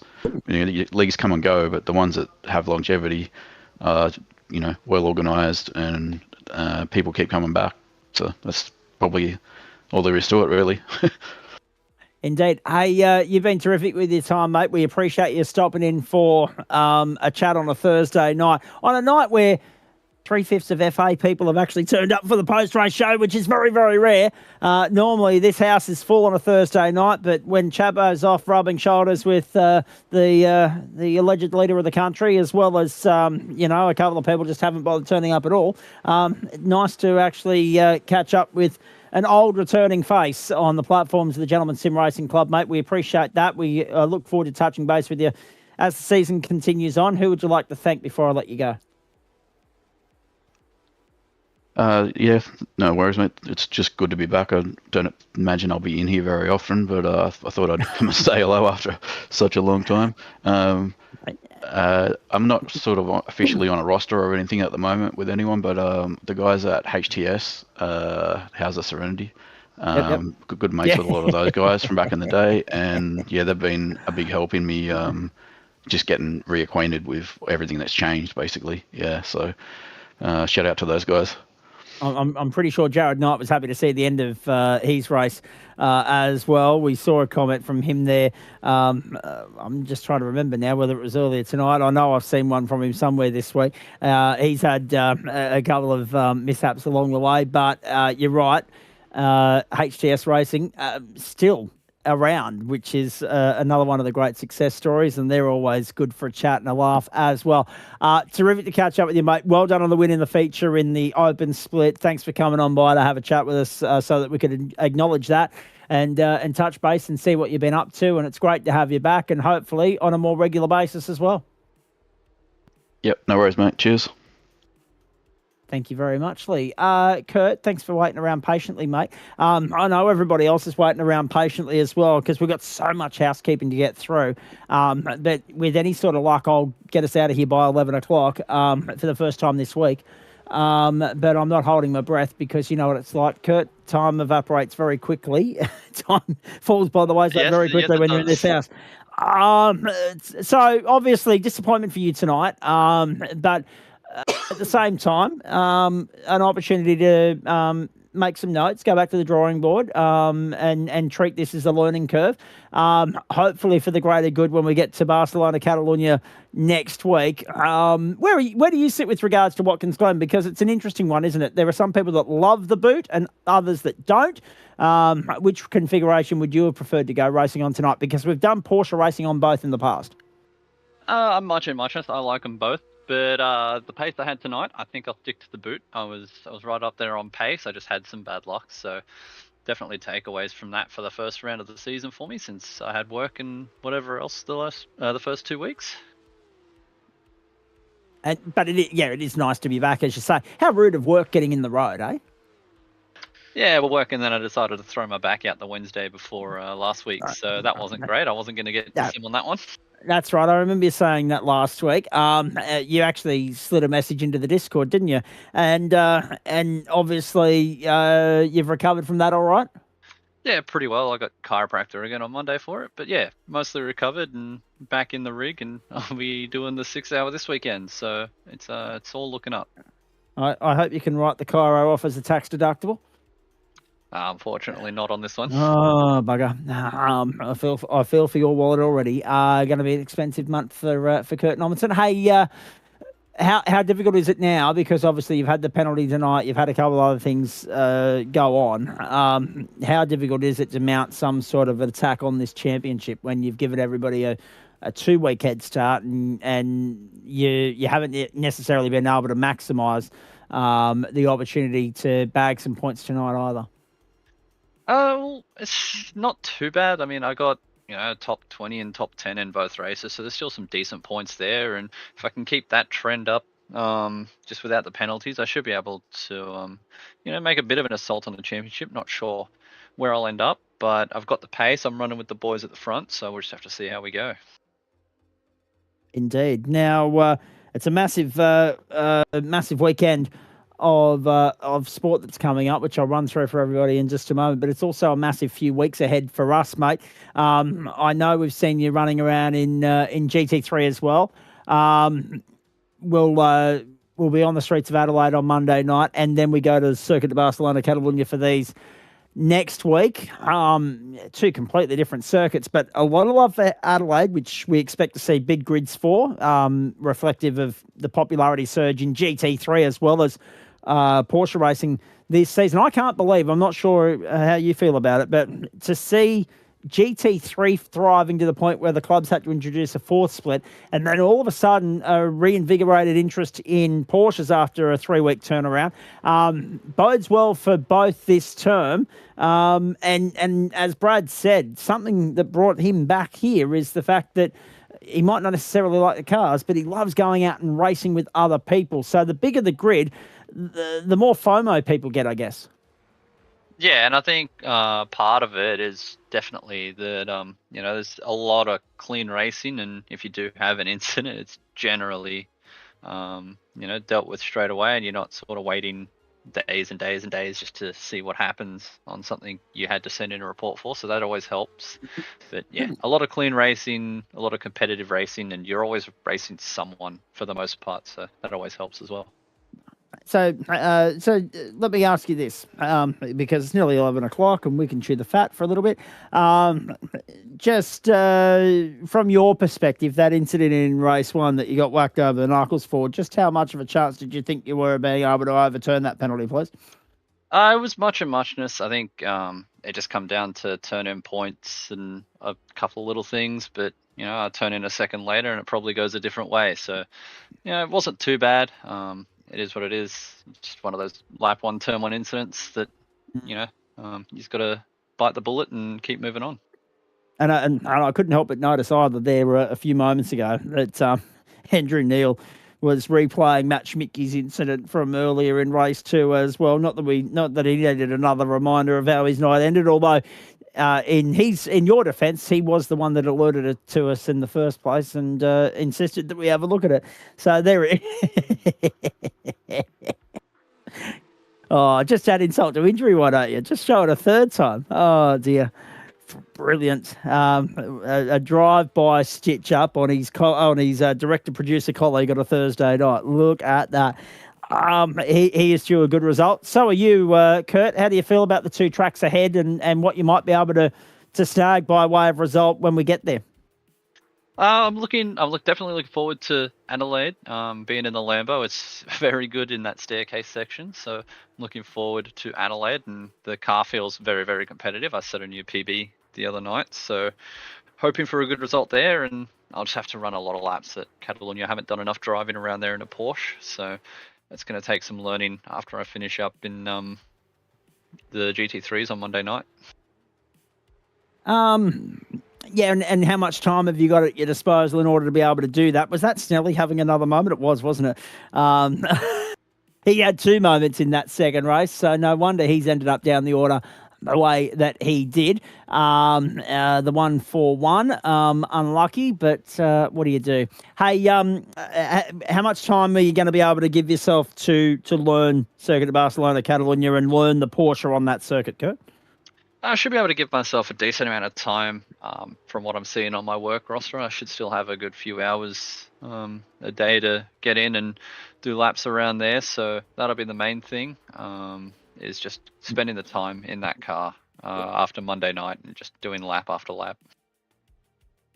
The other thing too, you mentioned it with the Lambo. We're seeing it with the Chev as well. It's really nice. It's really pleasing to see that people are not afraid to branch out a little bit more this term. We've seen more manufacturer diversity in GT3 than what we've seen the last couple of seasons, which bodes well for that style of racing going forward, I think. People were getting sick of... Hang on, Thornwiggett, just wanted to say 3rd race of the V's. My base wouldn't let me shift into 3rd on the start. Okay, copy that. That's Thorn's defence, and he's sticking to it. I mean... You couldn't take a trick there either, unfortunately. It was disappointing to see how that played out. Not taking these team leader, letting... we were there, Matt Schmidtke and I, just to make to give full context of that comment. He's blaming technology. Technology has been the downfall of so many people this season already. It's ridiculous, but it's emulation gone too far. Very, very nicely done from Josh Zuno, who's messaging me on Discord at the moment, and also multitasking there in that thread. It was piss funny actually with Thorn earlier in the night, because to make sense for you two and everybody at home about that comment about the team leader thing, it was hilarious, because we couldn't help but notice that they could have had a north wind 1, 2, 3, maybe 4 at one point, but Thorn, unfortunately, because of that tech issue, it couldn't be. But at least he's come in and made sense of it for us, because it just looked like he was gone very early on. And I don't know why, but Neely's insisting on showing every possible angle he can of Matt Schmidtke's demise. I'm just going through the accidents. It just happens to be that there's about 6 cars. Link to that. Well, how about it? Poor old Schmidtke can't take a trick. So let me straighten up. It's funny, isn't it? So, are you enjoying the Lambo overall as a package, or there are some weeks where you're like, okay, it's going to be a struggle? Overall, it's been good. Like, even, I had the moments at Spa and whatever else, but overall, the car's been really good. Like this week at Virginia, put it on pole, and just, that was a lack of practice because, again, the back injury kept me out of the rig for much too long. But overall, the car's been really good, really, really competitive, and I'm getting faster and faster and more comfortable in it and able to be a little bit more aggressive in different places, and it's definitely showing in the pace that I'm showing. And Thorn is right as well. I've said I've cocked that up two or three times in the past. Northwind and Wild Ride, they're both 2-syllable words, and there's that many of them in both stables. It is easy to muck it up occasionally, especially when I haven't got the relative team names on my timing screen at the moment because we're showing the other race, not the Formula V replay. So thank you for the correction on that. You're right, Wild Ride, and it was a wild ride for some of them. In the same way that Benny Pedersen ran for Wright Sim Racing in the Porsche. So it's nice to be able to use that alliteration at times. Someone said earlier in the week, I think it was, I'm just trying to remember now whether it might have been last night on broadcast. What are we, week 3 in the supercars last night on the Chicago street circuit and in the BMWs at Road America. Someone made the comment about, geez, you wouldn't want to be upwind of Northwind or something like that. But you wouldn't want to be downwind of them either, depending upon which direction of the circuit you were heading in, whether you were going east, west, north, or south. So you can reword that and have some real fun with that Northwind caper. And I never got to come back and finish the point last night because there was so much action on the circuit that I saw the comment there and it registered, and I was like, I'll come back to that. We'll have some fun with it, but we didn't get to extract the you-know-what out of it because, yes, the action on track held our attention instead, as rightly it should. It's funny, isn't it, Kurt, because what you're saying about the Lambo right now, a lot of these guys might not appreciate, but at least you guys are willing to give it a go. Schmitty's been there for a while. A, something to be said about creature comfort. B, we're seeing such wider range of choice. No longer are we seeing a saturation of McLarens or a saturation of Porsches or a saturation of Mustangs. We're seeing a little bit more of a presence from Ferrari. The McLarens are still there. Neely's flying the flag for them now. There's still some sprinkling of BMWs, but it's really nice to see.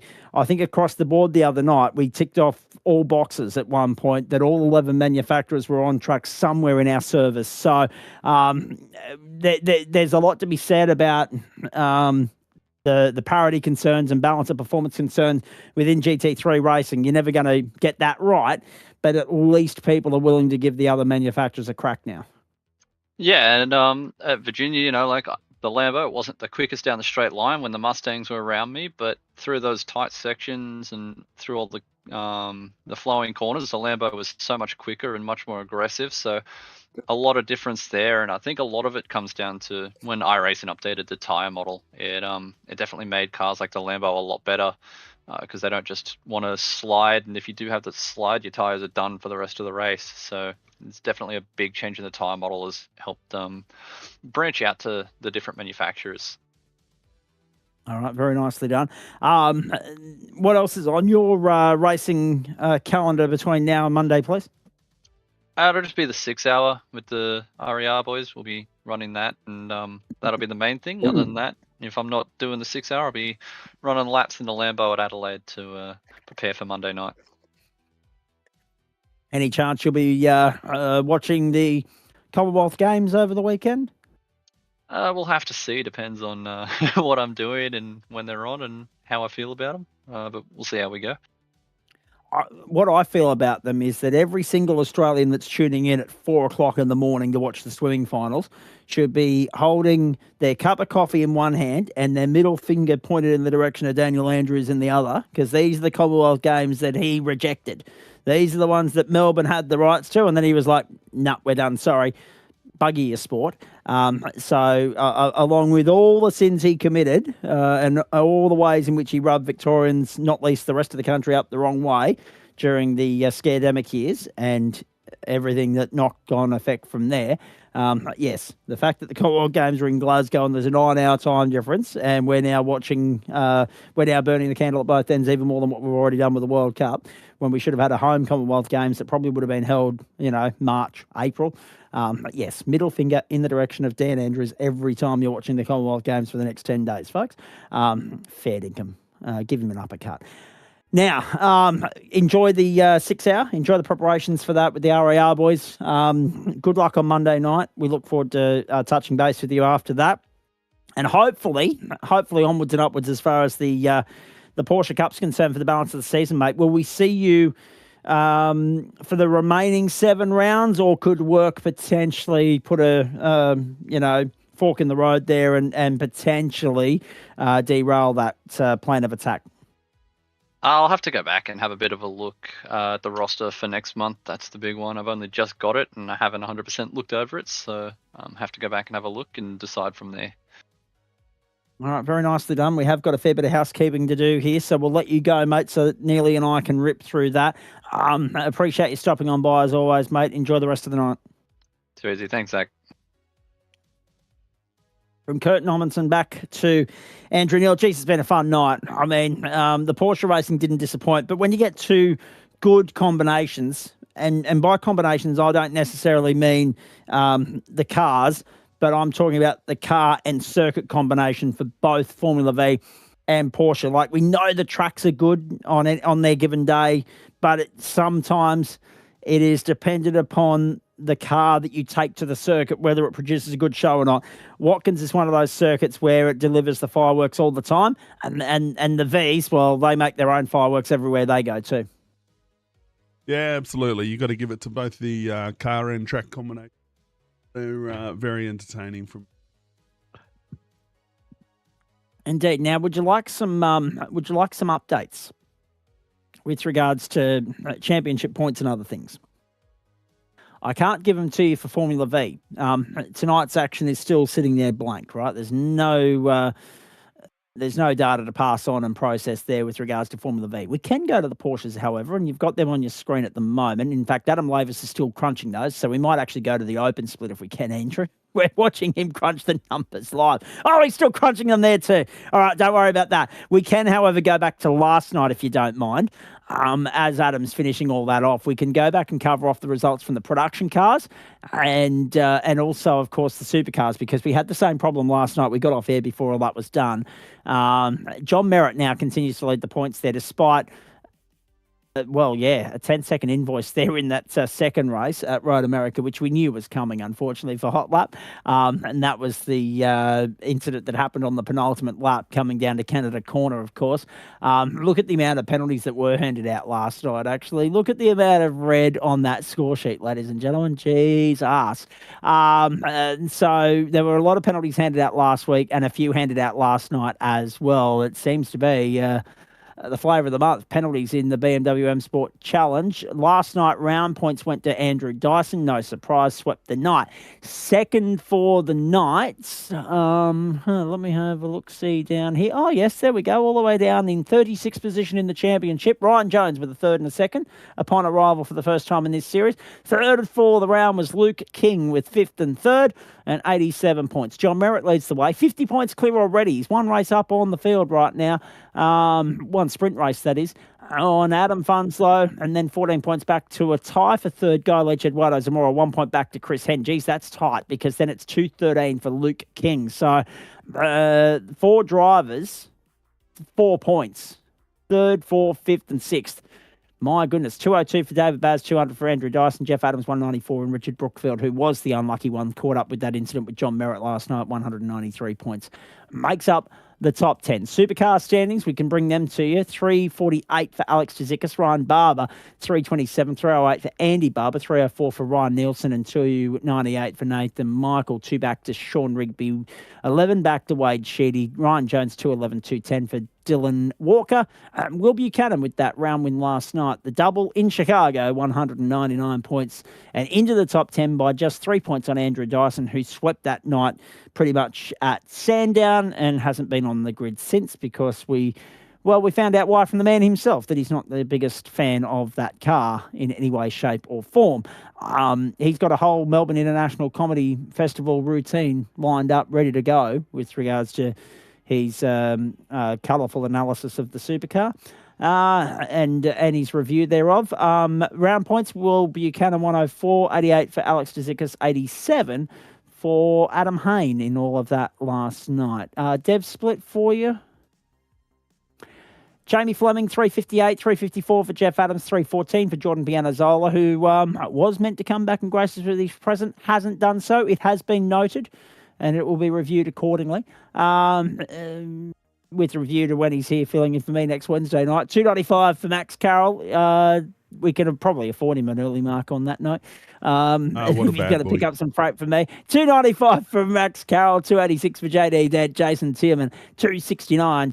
Mitch Noble, 255. Daniel Snedden, 231. Jake Partridge, 230, 223 for Hayden Watson make up the top 10. So top 10 in that split, 135 points. Top 10 in the pro split, the elite split, going down first through 10th is 149 points at the moment.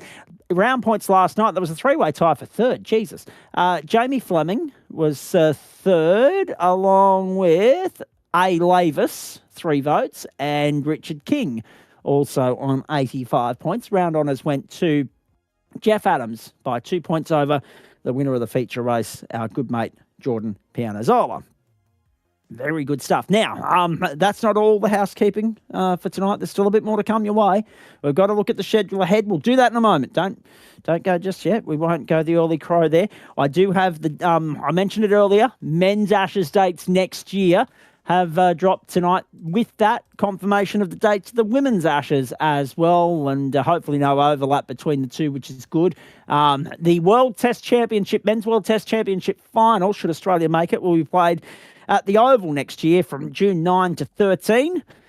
And that will be well worth the price of admission. It'll be live on Amazon Prime if we make that. And then the Ashes themselves will be live on Nine's Wide World of Sports through 9Gem, 9Go and 9. And looking forward to that. Of course, they'll juggle it with their coverage of Wimbledon as well. So just a smorgasbord of live sport coming up there the middle of next year on 9. And it won't be just the men's Ashes they show live. It'll be the women's Ashes as well. And the dates for the women's Ashes have been confirmed with the test match at Headingley, June 24 to 27, commencing 8 p.m. Eastern Standard Time. Then the first T20, the early hours of July 3 or July 4 for us, which is the Sunday morning, 4 a.m. from Trent Bridge.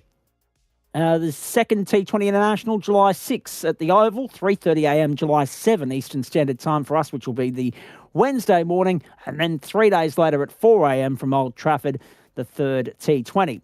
The one-dayers will be played as day-nighters. All of them will be day-nighters this year, starting at 1 p.m. Eastern, GMT. They'll be all starting at 10 p.m. Australian Eastern Standard Time, 1 p.m. local time there in the United Kingdom, which at that time of the year, actually, because they observe daylight savings, so it'll be UK summertime.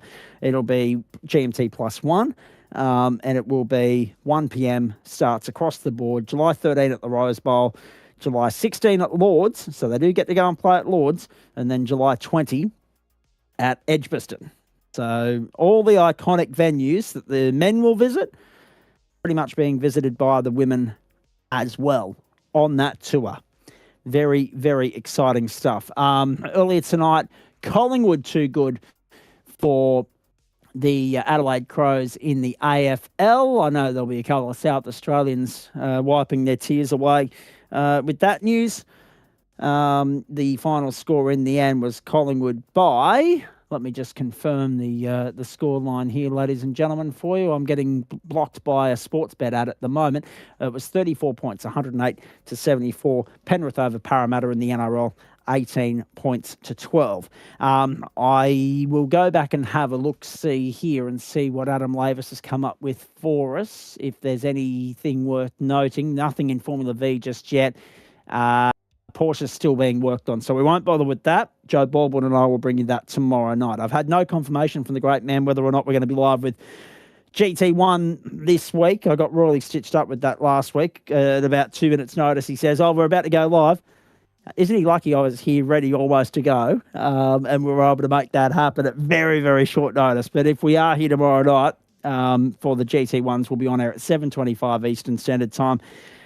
And if not, it'll be 8:30 Eastern Standard Time for the IndyCars. Reminder that we do it with thanks to Disruptive Labs, Waste Options, Trophy AI, merch.tgsrci.com and Flash Graphics. If you want to get involved in what we do here on the platforms, the Gentleman Sim Racing Club, the website you need to visit is race.tgsrci.com. And again, if you replace race with merch, you can go and get your hands on some GSRC merch and paraphernalia. Some great merch available to purchase there. I think they're talking about trying to find ways to restock the merch store and bring some new content to the table. So, yes, keep your eyes peeled for that. Merch.tgsrci.com, gsrcmerch.myshopify.com. Either link you type in will take you to the same place, to the same hub.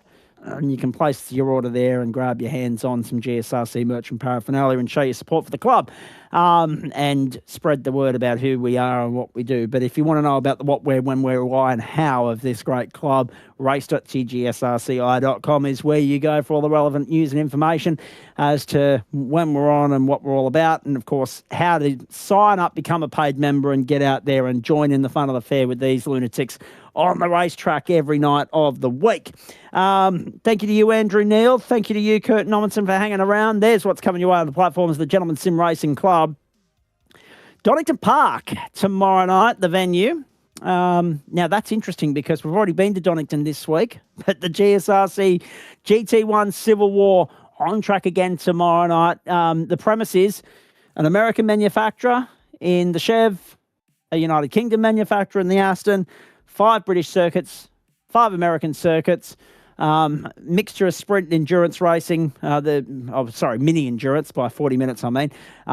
Tomorrow night we go back to 40-minute racing. We, of course, had some wonderful racing last week from Brands Hatch and tomorrow night, Donington Park. So if we're live, we're with you from 7:30 Eastern for Lights Out. If not, we'll be tuning in an hour later, 8:30 Eastern, to bring you all the coverage from Barber Motorsport Park. We definitely will have coverage of that one. Round 3 of what's been a compelling and enthralling IndyCar series so far. Disruptive Labs Road to Indy. Round 3, 48 laps, Barber Motorsport Park. One of our absolute favourite stops on the tour, a must-watch. And we look forward to seeing if Ethan Morris can continue his dominant form to start the season there and then. It is 48 laps or 65 minutes, whichever comes first, plus the post-race show. Now, if we don't have GT1 live, we'll have the results in the post-race show. We'll spin the wheel for Mountain Men to confirm the car of choice for Saturday night's 32-lap rendezvous around Mount Panorama, which gets underway 8 p.m. Eastern Standard Time. And then we'll take Sunday off. We'll reconvene on Monday with the commencement of Night 1 of week 4 of term 3, and we're off to the Red Bull Ring for sprint racing again in the Waste Options Formula Renault 3.5. Now, that'll be an absolute beauty. We had Monza this week. We go to the Red Bull Ring next week and sprint racing. So 2 sprints, 7:25 Eastern, we're on air, race start 7:30. Then we get stuck into sprint racing again in GT3. Now, make note of that. We've phased out the previous naming for those splits. And next week, we are bringing you the bronze split for the first time this campaign and the gold split, which used to be Pro-Am. We're bringing you the opening race, the sprint race from the bronze sector, and then off to the gold split for the feature. So make a note of that. That is all next Monday night, and the feature, I should say, part of that, the main course offering gets underway at 8:30 Eastern Standard Time. We're on to the grand course at VIR on Tuesday night for some Indy NXT action. 2 sprint races, including a full invert of the field for the second race. And the server opens at 7 p.m. Eastern Standard Time, racing about an hour later. Wednesday night, now Andrew Neal's here, probably ably assisted by Jordan Pianazola and Dale Sharp. The BMW M Sport Cup, Circuit of Spa-Francorchamps, 40 minutes the journey, 7:25 Eastern. And then on to Phillip Island for 40 minutes of supercar racing. I'm disappointed to be missing both of those, but I'm commentating the Porsche Pro Invitational next Wednesday night, as you know. And we're at the Red Bull Ring for super sprint racing, so we're looking forward to that. I'm getting a fair dose of the bloody Red Bull Ring next week, aren't I? Christ. Circuit of Spa-Francorchamps into Phillip Island, and both 40-minute races on the back of sprint racing this week. So that is 8:40 for the main course, 7:25 for the entree. Thursday night, back with you. The main course is Formula V, Disruptive Labs Formula V, Knock Hill. 3 sprint races there, 7:25 Eastern. Circuit of Barcelona, Catalunya, historic as we've already discussed. We've seen that on the screen. It is the one minus the chicane. It is 2 sprint races there. Actually, no, it's 40 minutes there, I should say. I'm getting caught out by the Anchorman thing. 40 minutes there. That's the journey next Thursday night, 8:45 Eastern. So Matt Schmidtke will be here with you. Andrew Neal will be here with you. I'll be here with you on Thursday night. And we're looking forward to that immensely. Been a lot of fun, as per usual. We hope you've enjoyed it. Don't forget, as we do say goodbye to you tonight, that the Commonwealth Games gets underway 4:45 a.m. Australian Eastern Standard Time tomorrow morning. Now, all the EPGs that I'm looking at the moment, and this is an absolute disgrace if it's true, all the EPGs that I'm looking at the moment indicate that it's a local time broadcast into WA, SA, and the NT. And if that's the case, 7-1 hurling over the coals, because we believe that that'll have something to do with the fact that it'll lead into sunrise and all that crap. So it's a typical old school media, force of habit and trait. I don't like it. I never have. I never will. Live should mean live nationwide. And after all, it is 2026. But what might save them and give you a fair idea of, where their interests lie in 2026 is that I believe it'll be live. John Pianazola, he finally owned up. There he is. Sorry I didn't come in for a chat. Just watch back Formula V, and a good show it was too, if I do say so myself. Thank you, Jordan. Very good. How good. No, thank you, mate. Enjoy the slate. I agree. Enjoy the slate for the next few hours. I know you'll be up for the opening ceremony tomorrow morning. But yes, as I was saying, I think what they'll do is what they usually do with something like the Academy Awards from America. So if it's not terrestrially live on free-to-air aerial television, it'll be, and linear television, it'll be live on their streaming app 7 Plus, which shows you exactly where their priorities are. They're just ramping that up down your throat in 2026. So if you notice that it's 4:45 a.m. local time on your telly tomorrow morning, go to 7 Plus for 4:45 Eastern is my advice. And day one of competition gets underway tomorrow night, 7 p.m. Eastern time. So that'll mean that the AFL gets a little bit shafted out one side to make way for the Commonwealth Games. Some of the programming will move to 7-2. Some of the programming will move to 7 mate, because the Commonwealth Games will dominate the main channel for the next 10 days. 7 o'clock tomorrow night. Swimming and athletics dominate the agenda there. The lawn bowls is already underway on 7 Plus if you want to check that out. And while you're there, Live Golf from Great Britain, round 1 of 4 is already underway as well. So, and if that's not enough, cycling in the form of the Tour de France and the 4th last stage there is underway right now on SBS on the main channel in HD on Channel 30. So you've got a lot to look forward to tonight, even though we're signing off. And look at that. I still managed to get us beyond 11 o'clock. I don't know how I keep doing this. I do it without trying. I wasn't looking at the clock. There you go. Fair dinkum.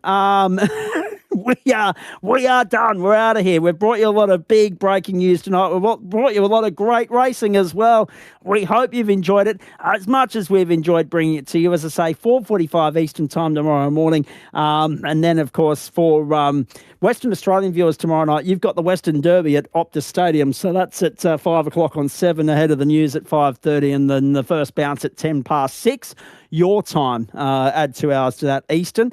And for everybody else, you'll be seeing the game coming out of Melbourne between Melbourne and Geelong. And pre-game coverage, I think, goes to 7:2 in some markets, whilst the Commonwealth Games is on 7. And then the main coverage goes to 7 in some markets, and game coverage on 7, mate, in Sydney and Brisbane. So there's a little bit of shuffling around being done over the next 10 days, but you come to expect that with the Commonwealth Games. I'm just disappointed that home and away is taking a week off, but then again, I'm 4 weeks behind, so at least I've got some time to catch up. On behalf of the crew here, as I say, Tour de France, Live Golf, Commonwealth Games lawn bowls, that'll keep you going for the next few hours. We're out of here. We're done. Look forward to your company again tomorrow night, at least for the IndyCar, maybe GT1 as well. And if not, go and have yourself a great weekend, everybody. 4:45, set your alarm for that. We look forward to your company tomorrow night for all the action here.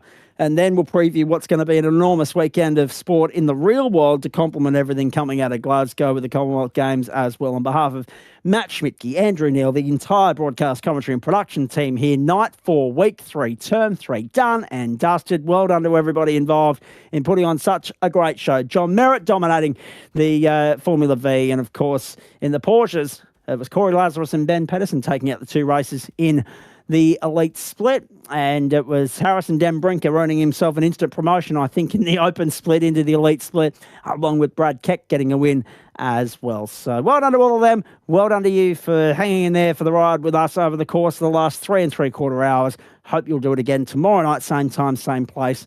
Barber will be compulsory, compelling viewing in Disruptive Labs, GSRC Road to Indy. So hope you'll join us for that more on the platforms of the GSRC across Facebook and YouTube. In the meantime, enjoy the rest of your Thursday evening, everybody. I'm Zach Caban. Bye for now.